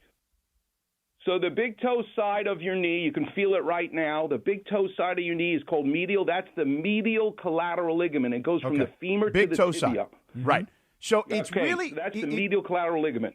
So it's I don't know if it feels like it's actually just above that where I end up having soreness and some pain particularly when I'm on a flight after, and let's say I do heavy lifting, leg work or a lot of running or whatever. It will happen there. So what is happening there, like just above that MCL? So what's so wonderful, George, about being an orthopedic surgeon is that it is truly an exact science. There is no what you're describing has nothing to do with your kidney. You know what I mean? It's got to do with, Dr. Clapper, this is where it hurts. This is where it's swollen. Well, guess what? Now I'm going to virtually take you through the skin over that area, over the medial side of your knee joint. So what happens? We're going to take a scalpel, but virtually we're going to go through your skin. What's the first thing we see? Subcutaneous fat. What's the next thing that you're going to now see? You're going to see tendons. Part of your hamstring tendon, semitendinosus, semimembranosus, and they swing superficially. They're right below the fat. What's deeper to them is the medial collateral ligament. And you're not getting pain or swelling, no matter what kind of lifting you're doing, from your medial collateral ligament. That's the deeper structure. You can hurt that by planting your foot and twisting and rip it. But in an overuse syndrome from too much of leg presses or whatever you're doing in the gym that your body doesn't like, you're getting inflammation. What's inflammation? Here's a Clapper vision. It's as though, George, you poked yourself in the eye. Your eye gets red. It gets swollen. Well, your tendon and its attachment right where you're feeling, which is superficial to the deeper structure, the medial clavicular ligament, it's inflamed. It's red and swollen like a bloodshot eye. So you have to change either duration of what you're doing with your leg presses, duration of the squat, the amount of weights you're doing, because you're going to aggravate it even more if you don't. And we live in a world where make the pain go away. So the drug company gives you shots and pills, but I'm all for how about go after the reason that you're having this and change the way you're exercising. Okay, great. Now, on the left knee, okay. Oh, my. Wow, both knees. Oh, Yeah. I'm getting old. So you on are the getting left, old. Jeez. On the left knee. He's got altoconchoritis is right, Doc, and he got a bad case of it. So, Doc, on the left knee, the other day, I help. Occasionally, I will help coach Mateo's flag football team, right?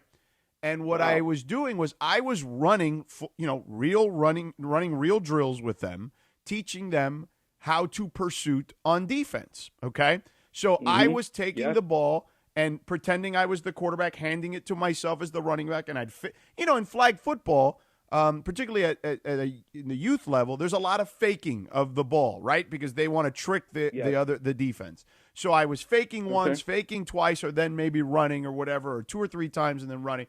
So I felt fine, like while I was, on game day. But the next day in the morning, I went to get up the stairs, and then my left knee kind of gave out a little bit, right? And now, is that arthritis? Is that tendonitis? Like what potentially could that something be? Because it's gone after I walked that same day. Like I went for a walk, it was gone. I didn't have any more issues climbing up the stairs. I didn't have any issues getting up. What could that possibly be? He just told you it's altoconchoritis. It's not arthritis. It's not any of those itises. It's altoconchoritis. And I, as an AAD, also a doctor, I know. Yeah. And by the way, so just so you know, I was doing that for about an hour, right? Like I was running drills, literally full speed full speed for a 40-something-year-old, to the best of my ability, so they could chase me down, for about an hour. So what could that possibly be? So here's the answer. Without examining you, without getting an MRI, I'm going to tell you what's going on. Yeah. And the key is your history, and you're a wonderful historian. What you're saying is, it felt unstable. It felt like it gave out. And yet, the structure that keeps you in place is your ligament. Well, George Sedano, you didn't tear your ligament from what you've described because it doesn't continue to feel like it's unstable. So your structural ligament is still fine. So then what else would make a person feel like it's going to give way if the ligament is still intact? And the answer is early arthritis behind the kneecap, behind the patella. There is a neuromuscular reflex to the brain where you have a blister, if you will, an area that's the cartilage behind your kneecap is ever so slightly scratching, thinning. And it's a focal spot. It's like a pothole in the road. The whole road isn't shot. There's a pothole. And you aggravated that doing these fakakta drills with the kids. That made it called sore. And yeah, that's a medical term. It made it inflamed. It made it sore. It aggravated the blister. Yeah. And there is a reflex where your brain will shut the whole leg down and make you collapse, make you feel unstable when it knows that you're going to really get to that hot spot of the blister again. It's not a huge thing, but it was on fire, and it was on fire enough for you to trigger the reflex to shut everything down. Now that you stop playing and you're not running back and forth, your body will now compensate for that. So you have, here's my diagnosis, chondromalacia of the patella. Chondro in Latin means cartilage. Malacia, like in Spanish, mal is bad, and patella is kneecap. The undersurface of your kneecap has very early arthritic changes. So here is my suggestion for you. Mm-hmm. I should trademark the term agercise, which means at 25 you can do whatever you want, but at 45 you have to exercise differently. You should agercise. So I need you to stop, if you can, stay away from 5 things for your legs, for your lower extremities. No more treadmill, lunges, squats, stair machines, or leg press. and increase pool, bike, elliptical, rowing machine, Tai Chi, yoga, Pilates. Upper extremity, you can lift weights, but you need to step back from what you're doing in the gym for your knees. Wow, Okay, that is fair excellent enough. analysis. So there's every gym has an elliptical machine and a bike, so I'm okay with that. There you go. A little lower, less pressure on the knees. Now, speaking of knees, Doc, since we started this whole thing with Malik How about Neighbors- hiking, Doc? Am I good hiking still? So I want you, George and Scott, to think of exercise in two flavors, just two. There is the stuff we love to do, hiking, tennis, racquetball, pickleball, but they come under the category of abuse. We love abuse, but they're abuse. Skiing. Oh, man. You have to, at this age, do equal parts nurturing so you can have fun doing your abuse. Pool, bike, elliptical, rowing machine, yoga, Pilates, Tai Low Chi, impact. nurturing. Right. So that you can now do the abuse. And at this age, your age, I'm giving you one vice. You want it to be hiking? Good. You want it to be pickleball? Good. But you can't negotiate with me because I'm not the one to negotiate with. It's your knee you have to negotiate with. I want to do hiking and I want to play pickleball and I want to, okay, good. Then you are what's known as pre-op. Oh, yeah. You are in pre-op right now, pal. Before you know it, me and Dr. Clapper are going to be collaborating as we tear your knee apart. Dr. Clapper's going to be telling me, all right, you're gonna feel it in 3, 2, and then I'll be gone. Right. And then he'll be saying to me, Kaplan, scalpel. Here you go, Doc. Here you go. Promise me one thing for you and your audience. Nobody stick a needle into your knee. I don't want cortisone, stem cells, no PRP, no Synvisc. Stop it. Once you stick that needle in, you are now changing things that I'm going to have to deal with later. Hey, Doc, since we're talking about knees and we started with Malik Neighbors and we moved into an ultra athlete in Sedano, I just want to get your opinion. I keep seeing Patrick Mahomes news where he plans on being ready for the start of the season, but we're not just talking about an ACL. The injury was also the MCL. It was the LCL. Right, ACL and LCL. So you tell us, can that be fixed in enough time? Can we see a guy really come back, get hurt late in the season, and then come back for the start of the season when you've got both injuries in the same knee? So the blessing for Patrick Mahomes is that the lateral, that's the little toe side of the knee, he ripped the ligament right off the bone. And so that's an indication, because usually you want someone like Daniel Jones or Saquon Barkley. They waited like 40 days, which is what I recommend, for everything to calm down before you fix the ACL, to get the stiffness out, the swelling down.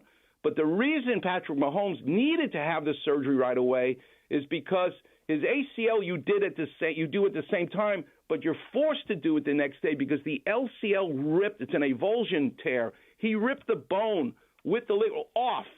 So if you get to him right away and you put it back, oh, my God, it's a machaya. You now are fixing that acute injury perfectly. And since the LCL doesn't live in the joint, no joint fluid to disrupt it, it's going to heal like it never tore. And the benefit is he now has extra scar tissue in a good way on the lateral side of his knee. He's going to have a stronger knee this season than he had the season before.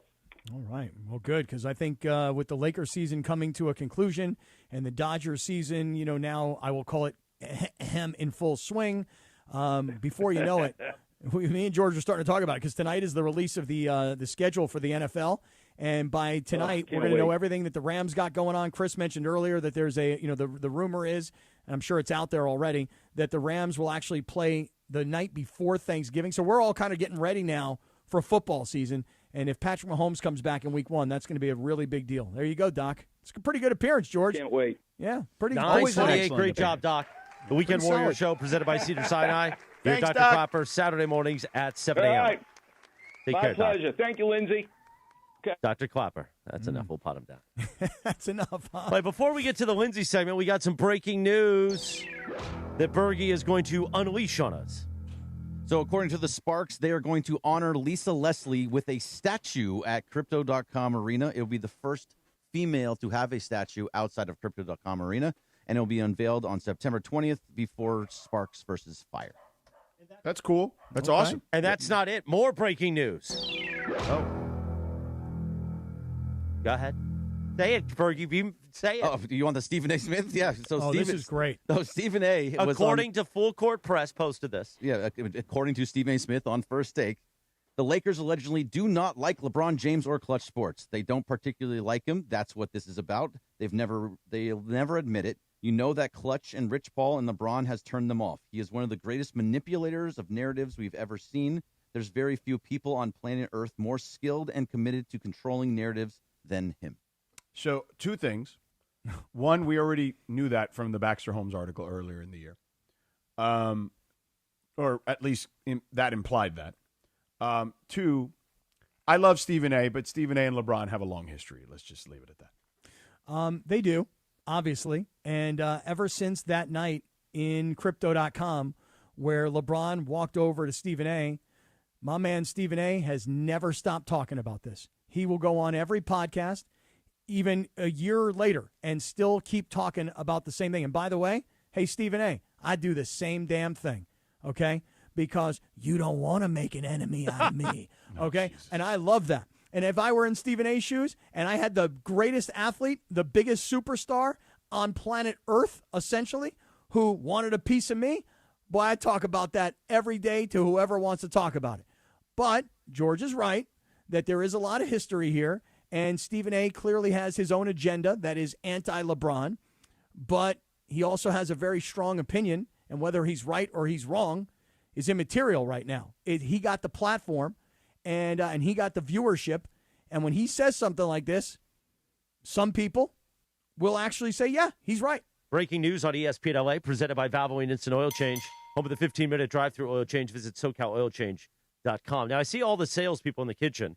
I think that's because the Pizza Hut delivery came. Yes. But it's because Carvo's not here today. It should actually be in the studio so we can talk about it versus everybody over there. But that's great. Good planning, guys. Keep it up. Great work. Meanwhile, yeah, you're right. I took a swing. Oh, and guess what, Bergie? Bergie's right here next to me. I replied to a JT the Brick tweet just now. Because he complains every day about something. He's a miserable human being. But he complained today about, like, you're telling me I got to watch the PGA Championship on an app? Well, it's on ESPN right now. I've got 5 televisions on it. I'm watching it on TV. Just I Tell know us how old you are without saying how old you are. And by the way, you're posting about this on an app. You moron. Time for the Lindsay segment. We like to play a TV theme. Oh, good song. Denise Williams and Johnny Mathis singing the theme song to Family Ties on this day in 1989. The final episode of Family Ties aired on NBC. I used to wear a tie to school in 1983 because Alex P. Keaton, Michael J. Fox wore a tie, and I used to wear a tie to school. Did you get beat up for that? I didn't get beat up ever. This was the 80s. This was the end thing. Yeah. No, listen, now, had feel you like and in I my gone to day, school you know- together, you would have beat me up. Right, I know. Right, I exactly. know. But I'm just saying, in my day, if some kid went to school with a tie on, they definitely get their, what kicked. Really? You can follow her at Lindsay Violent school Baseball. you went to. You can follow her at Juvie? Lindsay. Right. You can follow her at Lindsay Baseball on Twitter, Instagram. Thanks, Hernandez Wholesale Flooring, proud sponsor of the Lindsay segment. If you're in the market for new flooring, shop at Hernandez Wholesale Flooring, where every day is a deal, no gimmicks. Call 866-62-FLOOR or go to HernandezWholesaleFlooring.net. No sale beats wholesale. Without us. Oh, yeah, what a song. Take it away, finish, Lindsay. Thanks, Christopher. All right, so as you guys know, my Cavs beat the Pistons in overtime last night to take a 3-2 series lead. 3-2. And as we like to say, the Strus was loose. So Max Strus was 6 of 8 in field goals and 3-pointers, and he finished with 20 points, 8 rebounds, and an assist. Charles Barkley was... Oh, I love this. This is great. He was enamored with Strus, but not just for his performance. Max Strus played great. Okay. I'm thinking what everybody's thinking. That's a pretty man. Really? I don't think everybody's thinking that. Can I ask you a question? Yes, you can. What are you attracted to about him? I'm not attracted to him, but I can You said he's attractive. He's a good-looking man. And what are you attracted about his good looks? His face. His face? His face. He's a good-looking man. This Hey, case. listen, man, don't be hate. That's a pretty man. Nobody said it was hating. I just asked you what was attractive to you. I just don't think. I'm just surprised that was your takeaway from I gave him his flowers on basketball all night. Is it the eyes? So you were looking in his eyes? I would not look him dead in the eyes. Why? I made that mistake with Tom Brady one time. There's nothing but gibberish. So hold on. out. So you're putting him in Tom Brady's class? Come on, man. Wait a minute. What are we talking about? Yes, what? He's in Tom Brady's class. Wow. Yet he's a better shooter than Tom Brady. I have this then. So you have a type. You have a type. Okay, I didn't realize you had a type. Okay. So, is there, I mean, obviously you guys are around these athletes all the time. Is there anyone that you can think of that makes you feel the same way that Chuck thinks about Max Strus? Like, who do you think? I mean, we talk about it all the time. I don't know off the top of my head, but there's been plenty of times where I'm like, yo, that's a handsome devil right there. You know what I mean? Like Cappy and I do that fairly regularly. I'm not opposed to telling you that I think that he's a good-looking rascal. You know, I mean, Max Strus is a handsome dude. He's a good-looking dude. His eyes are very what's the word? His eyes are they got a lot of conviction. You know, like he could look at you and you're just like, oh man, I could see getting trapped there, like Charles said. So, who's the best looking guy in pro sports right now? Like in your opinion? Yeah, George. You can't Who's pick the best Tom Brady. looking guy? You can't pick Tom Brady. I don't know. Like, you just have to ask sports? me if you think, there's just, I off the top of my head, I can't think of any, but we've definitely done that on this show a million times. I'll tell you this right now. I don't mean to, do what Chuck just did to Max Strus. I hope this guy doesn't mind me mentioning it to him. You know who I think's a really good-looking guy? I think Matthew Stafford is kind of a handsome guy. Oh, when you're he's up, handsome. When He's handsome. He's not in the Max Strus category. But he's not that When hot. you stand next to him, you fall into him. It's Yeah. amazing. Yeah. When he looked at me and we were doing liners at Media Day last year, and he was joking with me, like we were doing bits together, he was incredible. He could have asked me to do anything, and I would have been like, oh, yes. Yeah, I think Matthew Jimmy G, Stafford though, is a really? good-looking guy. Jimmy G was also Jimmy beautiful, G. but here's the difference. Jimmy G had it. He's very reserved, actually. Matthew Jimmy Stafford, G. There's one we've said a million times. but that guy. he doesn't own the room, oddly Oh, enough. let me No. tell you walks something. into Women a room, fawn yeah. over Yes, Jimmy because Garoppolo. of his looks. Right, but not Matthew because of his game. Stafford walks into the room, his schwanz has been there for 10 minutes already. You know what Oh, I mean? really? He commands the room. Oh, I really? think Oh, Jimmy yeah. G does that. No, He gets I'm- all the eyeballs. I'm just telling you. Joe Burrow, also handsome devil. Joe Burrow's cute. I think he's more cute than he You're is right, handsome. Cappy. He's cute. That's a good He's way cute. to put it. Yeah, yes, he's cute. Joe Burrow's cute, whereas Matthew Stafford is a handsome man. Handsome devil. Joe Burrow's a cute kid. There was during All-Star weekend, I remember there was something that went viral because one of these people or whatever, these magazines or websites did a hottest NBA player poll, hottest as in they thought women thought were the best looking, and Nick Claxton was underwhelmingly the winner of that. And he is a pretty good looking guy. I get it. He's obviously he has an aura to him, He does he? I mean, Nick clearly, Claxton. someone like Cristiano Ronaldo, right? Handsome fellow, Yeah. David Beckham in his day. right? Even now. Very good looking. Even now, but he's retired. Okay, anyway, moving on to the next one here. So, Apple is reportedly developing new AirPod Pro with built-in AI cameras. The cameras are designed to work exclusively as eyes for Siri, capturing low-resolution visual data so Siri can read menus, identify landmarks, and answer questions without you ever having to touch your phone. That's good. Apple plans to include an LED indicator light, so you'll always know when the cameras are active. And they say that they won't be recording photos or videos. Uh-huh.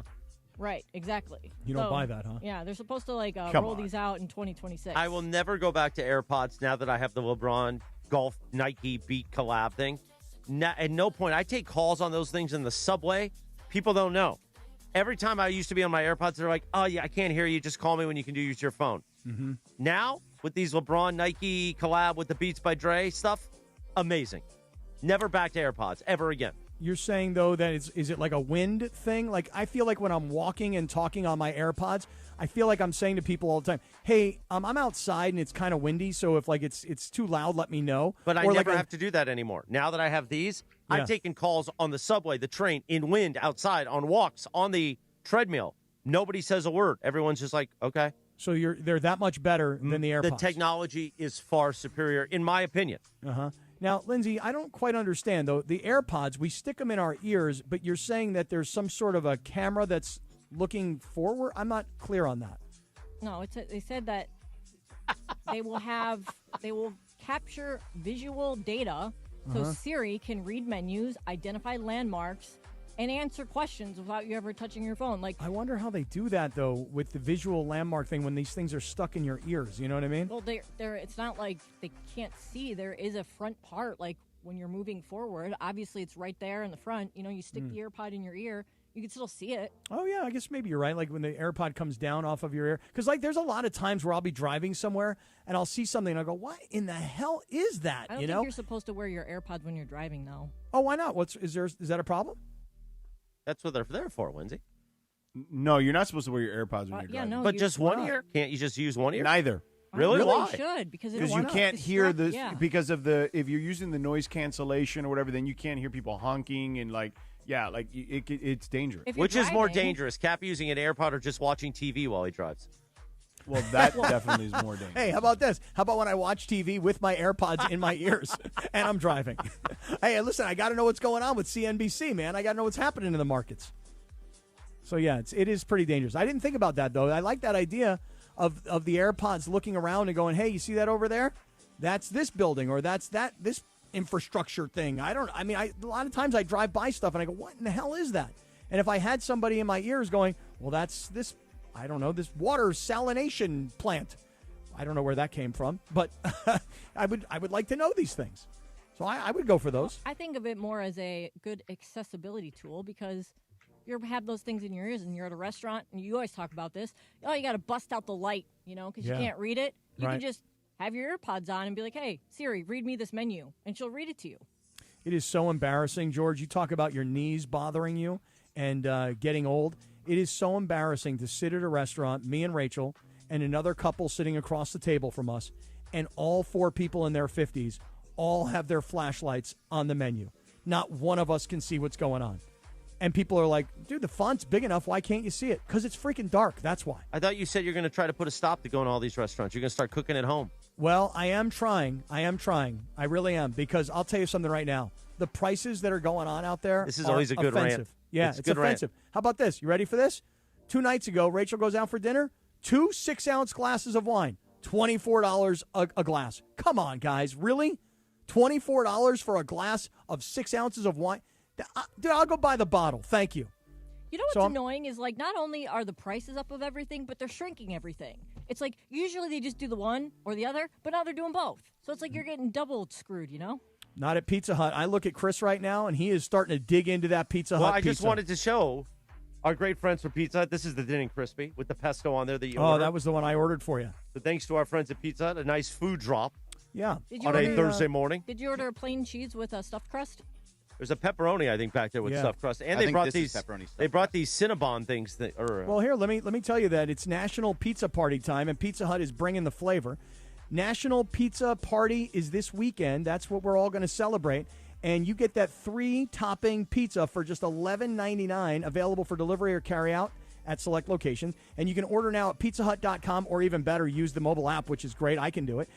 Also, Pizza Hut now has amazing French fries. I know that is not something you might expect, but Pizza Hut's got these amazing French fries. You might want to try the Cajun fries, which I think are awesome. There's also the lemon pepper fries. So if you like lemon pepper wings, you're going to love lemon pepper French fries. So try those out. And then, Chris, you said the Cinnabon came in. They do have a delicious dessert now, the Cinnabon mini rolls. Pizza Hut, they will get you the Cinnabon mini rolls. They're baked. They're topped with that signature cream cheese icing all over the top. So the Cajun fries, the lemon pepper fries, the Cinnabon for dessert, and, of course, all the amazing pizza and the $11.99 special with 3 toppings on a large pie for takeout or delivery. Check out all these Cajun fries right here, Cappy. Let me see what you got. See the Cajun fries right there? Oh, look at those Cajun fries. Let me see those Cajun fries. This kid's a You Cajun got it kid. right there. Those are nice. I got a nice pepperoni right here, too, and some Cajun fries. A little Now, pepperon. Why are you? I'm curious. I feel like you're eating the pizza upside down. Yeah, you got to eat it from behind. Don't you have the Esquivoso. cheese on the top and the pepperoni on the top? I feel like you're crust up. And, It just got turned around. Oh, you flippy floppied that thing. Yeah, flippy floppy. You got to hit it from all sides, Cap. You do, don't you? That is true. Way to go, Berg. Get it from all sides. That's right. Yeah, my man. Lindsay, you got any more? Got some Cinnabon, too. Ooh, look at those. Let me see those. Let me take a look at those Cinnabons. Oh, wow. Look at that. Oh, my That is God. no joke right Thank there. God that's white icing, not blue icing, because, you know. Hey, So, Mike Trudell Peter, would eat it. I know Peter Aceveda is a moron. I know we already have established that. He's a P1 listener, and we love him, but he says dumb things so that we react. That's all What do you this say? show does is sell ads for other people's stuff. Do you want to sell ads for our stuff? Yeah, you want to sell our own stuff? Like, what do you want me to do? Let Hey, me tell guys, you- I got a bike in the garage. You want to buy it? Yeah. Let me do a live read for them. No one's going to have a garage sale. These guys only do ads for other people. You're also in an era of everyone is making you pay for their entertainment, and we're giving it to you for free, but we have to have ads to make that Hey, that's a happen. good point, George. The radio is free, sucker. Yeah, scumbag.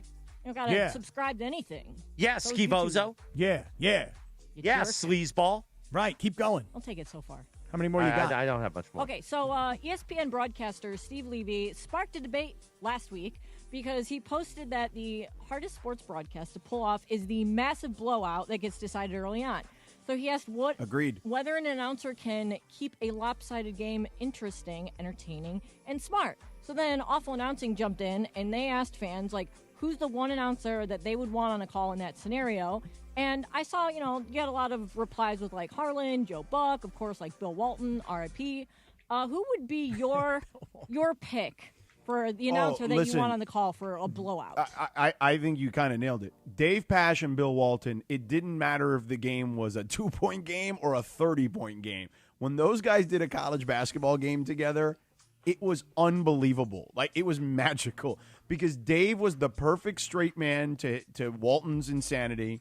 And when the game got good, Walton would let Dave take over. But if it was a blowout, Dave was smart enough to just let Walton do Walton things. And it was always a great listen to me. Yeah. I think the question, though, is who can fill the time. And I think the or who's reason the that most entertaining in the time that they have to fill? because with Big Bill would go off on tangents about things, and you would be like, he's still going. Wow, this is 12 minutes. He's still going. And the whole time you're figuring he's still going, but he's telling you something that you're like, this is kind of interesting at the same time. And in fact, it's interesting. He's still going, and I don't even know what he's saying, but I'm loving it. So I don't know. I mean, I don't know if Joe Buck. I guess Joe Buck would be probably pretty good because he's got a big And personality. he's got good stories. He's always got good stories. Well, in baseball, you have to be well, when he did baseball, for sure, you have to be a storyteller, and he obviously applies that to football as well. I would say Buck is in that conversation. Ian Eagle is in that conversation just because he's got his family has got a theatrical and comedic background, and he's pretty funny. Harlan is great because he can do those. Even if it's a blowout, he's going to do play-by-play of that Oh, cat running everything. across the field. You know, Everything. Right. Here comes the referee. He's got black pants. They're pulled up a little bit high on the waist. He's got the black and white jersey with the whistle across his neck with the NBA logo on the left side of the chest. Yeah, if you just say to Harlan, fill time and describe everything you see, he got that no problem. But I'll tell you, George, one night I was doing a game in Seattle. I don't remember who the Seahawks were playing, but Harlan was upstairs in the booth, and Kurt Warner was upstairs in the booth. And the rain started to come like you've never seen before, even in Seattle. And I don't remember if it was just lightning or what, but they told the teams to go back into the locker room. This is like the second quarter of the game. And Howard Deneroff, who's the producer, comes into my ear and he goes, "You ready to go talk show host on everybody? Because you're going to be filling a lot of time here." And that's exactly what we had to do. You know, Harlan went and probably got a cup of coffee. Kurt Warner was like, I'll take a little break. And I just yapped about I have no idea what. So I pulled that Uma Thurman filibuster on the broadcast on Westwood One. Yeah. I did start laughing about that the other night. We were in the restroom at Dodger Stadium, and I just start laughing. And he's like, Cappy's like, what's wrong? And I go, I'm just thinking about when you said Uma Thurman instead of Strong Thurman. Hey, George, you kind of had to do that when the Pistons had that buzzer situation where the buzzer was stuck. Yeah, and we also had Donovan Mitchell on at that time Yeah. too, which helped. But yeah, had we not had Donovan Mitchell on, that would have been more challenging. But yeah, we were definitely like, they sent it to me like 5 times. Hey, the horn is still sounding, George. What else do you got? And you're just like, Oh, let me tell you about it, guys, because the horn is really Well, that loud. that poor guy. It was like an internet meme the next day. Like that poor guy behind me with his arms sprawled on the scorers He table, was so like trying to defeated. figure Take out. the camera off me, please. Yeah, like, and I'm like literally in front of him, like kind of pointing at him, like this guy over here. Poor guy. Take the camera off me, please. I'm trying to figure it out. I don't need the whole world to watch. I have a 30-second clip. I'll never clip of forget that. the official. One of the officials said, "It's like, can we just unplug it?" Did you try restarting it? They always I say don't that. remember what happened, but But- they fixed it eventually. Well, Clearly. here, you want to play? I have a 30-second clip of that. You want to hear it real quick? No? I mean, you don't have to. But. Okay. I'd like to hear it. Okay, I'll play it, Cappy, for you. We're going to check in with George Sedano, find out what's going on with this horn, George. So, guys, I'm here at the scorer's table, and there was a complete malfunction here, electrical-wise, here at the scorer's table. You see this gentleman here working frantically to try to get everything reset. The clocks went out, the score went out across the building, and clearly you hear the horn still going off. And there's a level of frustration, obviously, here at the moment, trying to figure that out. Remember, as a player, it was a condensation issue on the court. And the crowd goes wild. There you go. The horn is stopped, and the fans applaud. Nearly over 15 minutes, the horn was going on. That was brutal, dude. Did you have a migraine? I would.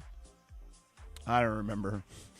I know I had a drink after the game. fun. That was for sure. If I were in that stands, I'd be like, I got to get out of here, man. This thing's killing Yeah, I me. would have left. Cappy, you see that there's. Are we done? Oh, I'm sorry, Lindsay. No, is there that's it. any more? I'm Or good. are we good? That's the Lindsay segment. Thanks to Hernandez Wholesale Flooring.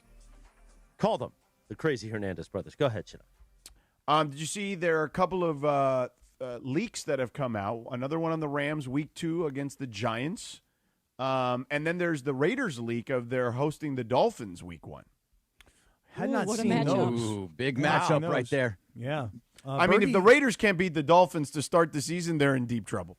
Hey, Berg, you got your Raider hat on I on do. a Thursday, not even a Friday, I which know. is your hat day, you know? Steffa asked us all to wear our team stuff. So Mhm. I went and I brought my Raider How hat come? out. I have a question, though. Yeah. Why would you not be wearing the ice that I gave you when I 'Cause you gave didn't up give the it to me. Raiders? What do you mean I didn't give it to you? You didn't give it to me. It's hanging on your computer in your office. I do have one. You're right. I do. I have That's to go mine. get that. That's Yeah, my go get Raider the hat. ice I real want the quick. rest of the ice, and I want the socks too. You never gave those to me. Oh, And I- he wants I- the undies. I'd Yeah. gladly give you the socks. The socks I can no longer use. You know, I give you a bunch of other pairs of socks too. By the way, I got a whole bunch of brand new pairs of socks. No, They're no. all yours. I want the Raider socks. Not No, like no, the Raider not socks like are your- no-show socks. I have my own no-show socks. No, I've got the weed socks too that I was given as a gift. I don't remember that guy's name, but he used to show up all the time and bring us socks. Anyway, I'll give you the Raider socks, but the Raider ice, you got to remember, Jason in Nevada got the ice as a Christmas gift from his wife, and then he regifted it to me when I was a Raider fan, and then I regifted it to you because you're a real Raider fan. I do have that in my. You're right. It is sitting on my computer, but I do want the socks. George, what'd you say about the Rams and the Giants? Week 2, you Week said? 2. And is that in L.A. or has that been put out Seems yet? like L.A., yeah. Okay. Week 2, Giants-Rams. And the Rams actually start the season on Thursday, September 10th, but that game is in Australia. on Netflix. Right. And then Netflix has the Rams again on Thanksgiving Eve against the Packers. Do you guys like that? Wow. Like watching the Rams on Netflix? Or does it not matter to you? I mean, I don't think it matters to me. I don't really care. I mean, I've No, some I've people, complained. like JT the Brick. Sure, I isn't will a fan. probably be working I'm getting on in a Twitter Thanksgiving beef with them right now. Yeah, I'll probably be working on Thanksgiving Eve because the NBA always has like a double or triple header on that day. But the Rams and the Niners on Netflix from Australia, which is at 5:35 p.m. Pacific time. So I can live with that. That one's pretty good.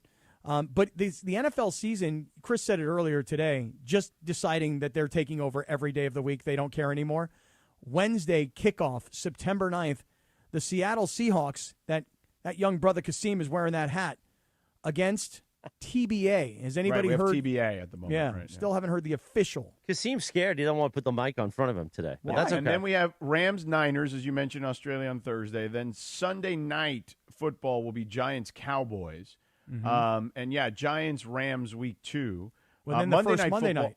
Monday night's Chiefs-Broncos on ABC and ESPN. Now, wait a second. That's an interesting game for 1 minute right now, which is what happens with both quarterbacks. Can Patrick Mahomes come back from his knee injury for week 1? And can Bo Nix come back from, what was it, a broken ankle or something that happened in the... Yeah, I forgot. I don't remember exactly. It was the divisional round game before the AFC Championship game Right, because they against started New England. Stidham in Right. the championship game. Right. Yeah. Then week 2, we've got that Rams-Giants, according to reports, the rumors.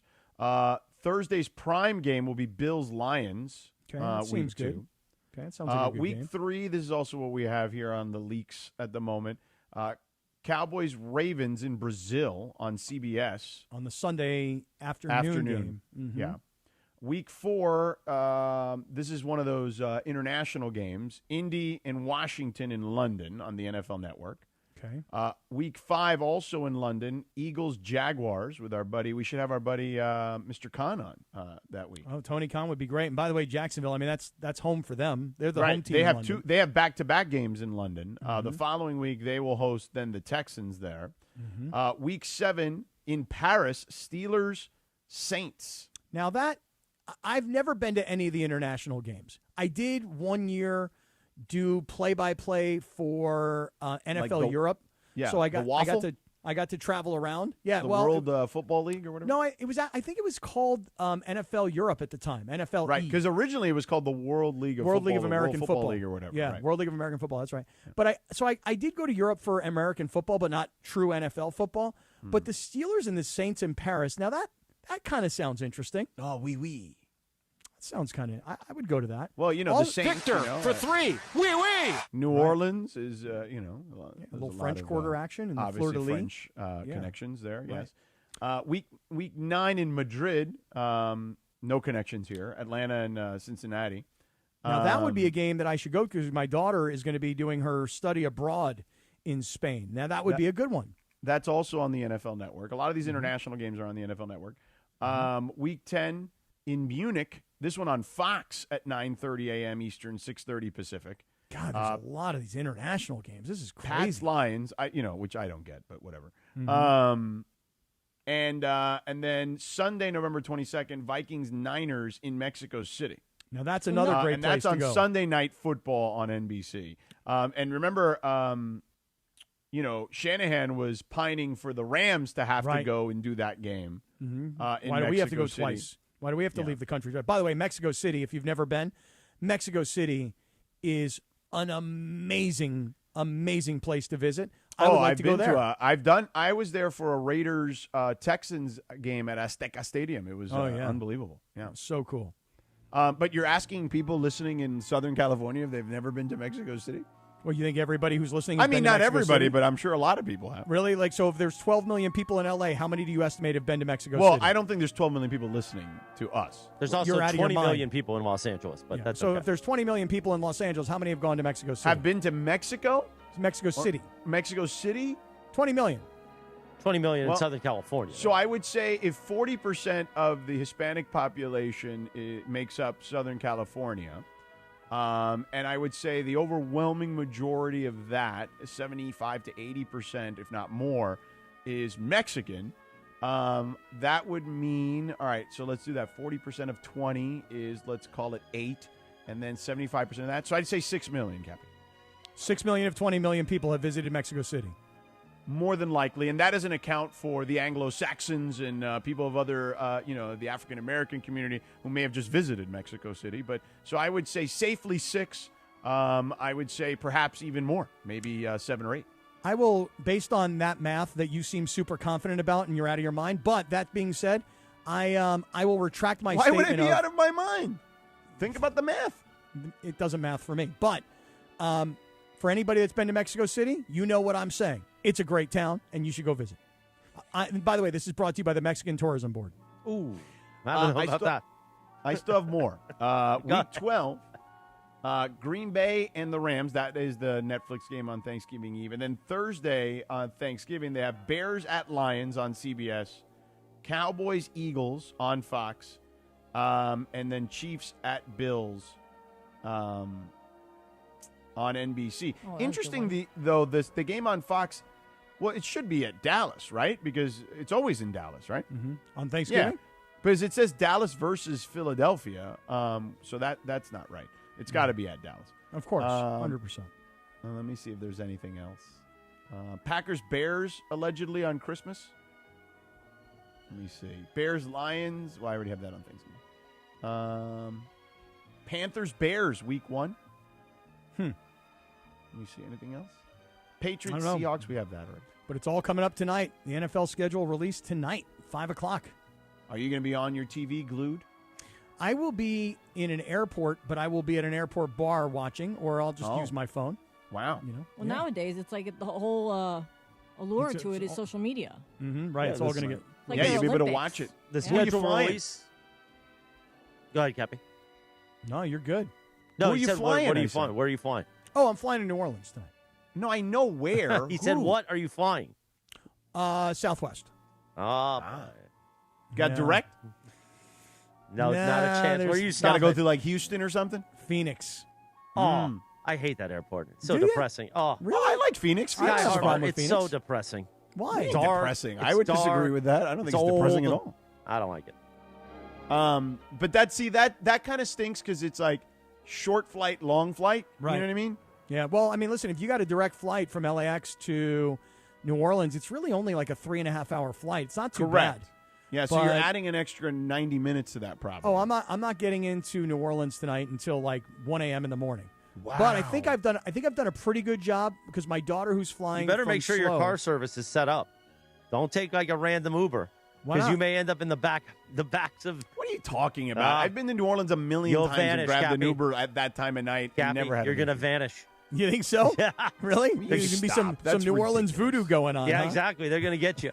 They are. Yeah. Especially if they know about some of the things you've said over the last few months. They're going to What get have you. I said? What have I done? You're a bad guy. They I'm don't a know great that. guy. Good guy. Good guy. All right.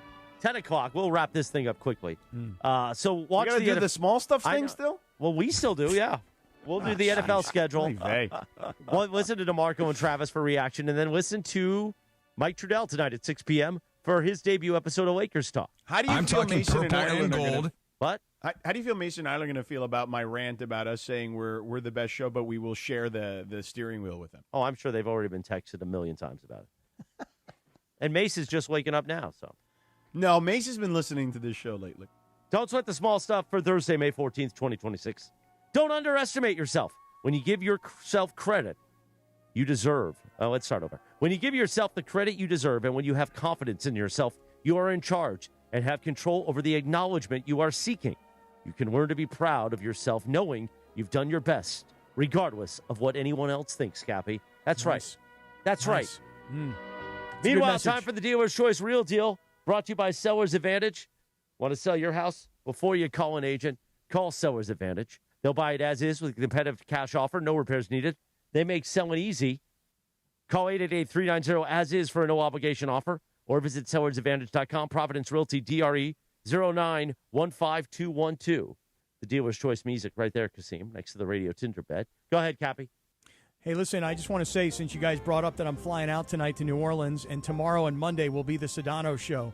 So I just want to say to all the moms and dads out there, congratulations on your graduates. And I say it like that because I see a lot of people posting on Facebook. Yes, I'm an old guy. I still use Facebook. I see a lot of people posting on Instagram about their college graduates. I even see people posting about their kids on LinkedIn because they're probably trying to help their kids find jobs.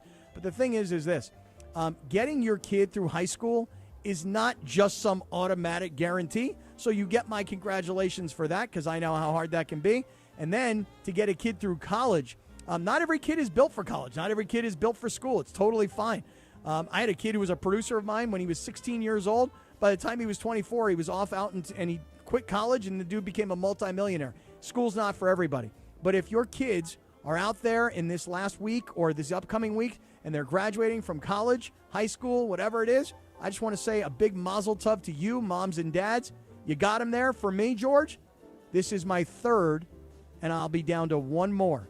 This is it. I got 3 through college as of Saturday, and I got one more. And by the way, this is my smart one. She's graduating. I think it's called Summa Cum Laude. Straight A's, 4.0, never anything other than an A. So I got one smart kid in the group. So congratulations to all the moms and dads out there that are celebrating college graduations. Congrats to you all. Well, Cappy, laissez-les bon temps le rouler. Exactly Yes. right. Yes. Fly safe, Cappy. We'll see you. Laissez-les bon temps rouler, Cappy, while you're in New Orleans. We'll see you Tuesday morning, Cappy. Be safe. Tomorrow and Monday, the Sedano Show solo. Just him and the crew. him beating the heck out of all of us. It's going to be great. great. I disagree. I don't think it'll be beating. You're going to smack Fergie and I, and then you're going to crash our heads together because you're going to be in studio. You're going to run in here. You're going to run the board for a segment, probably, too, and then beat our heads down. Hey, Cappy, have a safe trip. Bring me back something French. Oh, yeah? What would you like? You want a beignet? It's a bit. It's a bit. It's a bit. Oh, it's not? It's from a movie. Oh, I want some of that pizza. Home Alone, buddy. I want some of that Pizza Hut. All right. I'm going to eat more Pizza Hut. All right. We'll see you tomorrow morning at 7 a.m. Have a great day, everybody. Now, The Rich Eisen Show.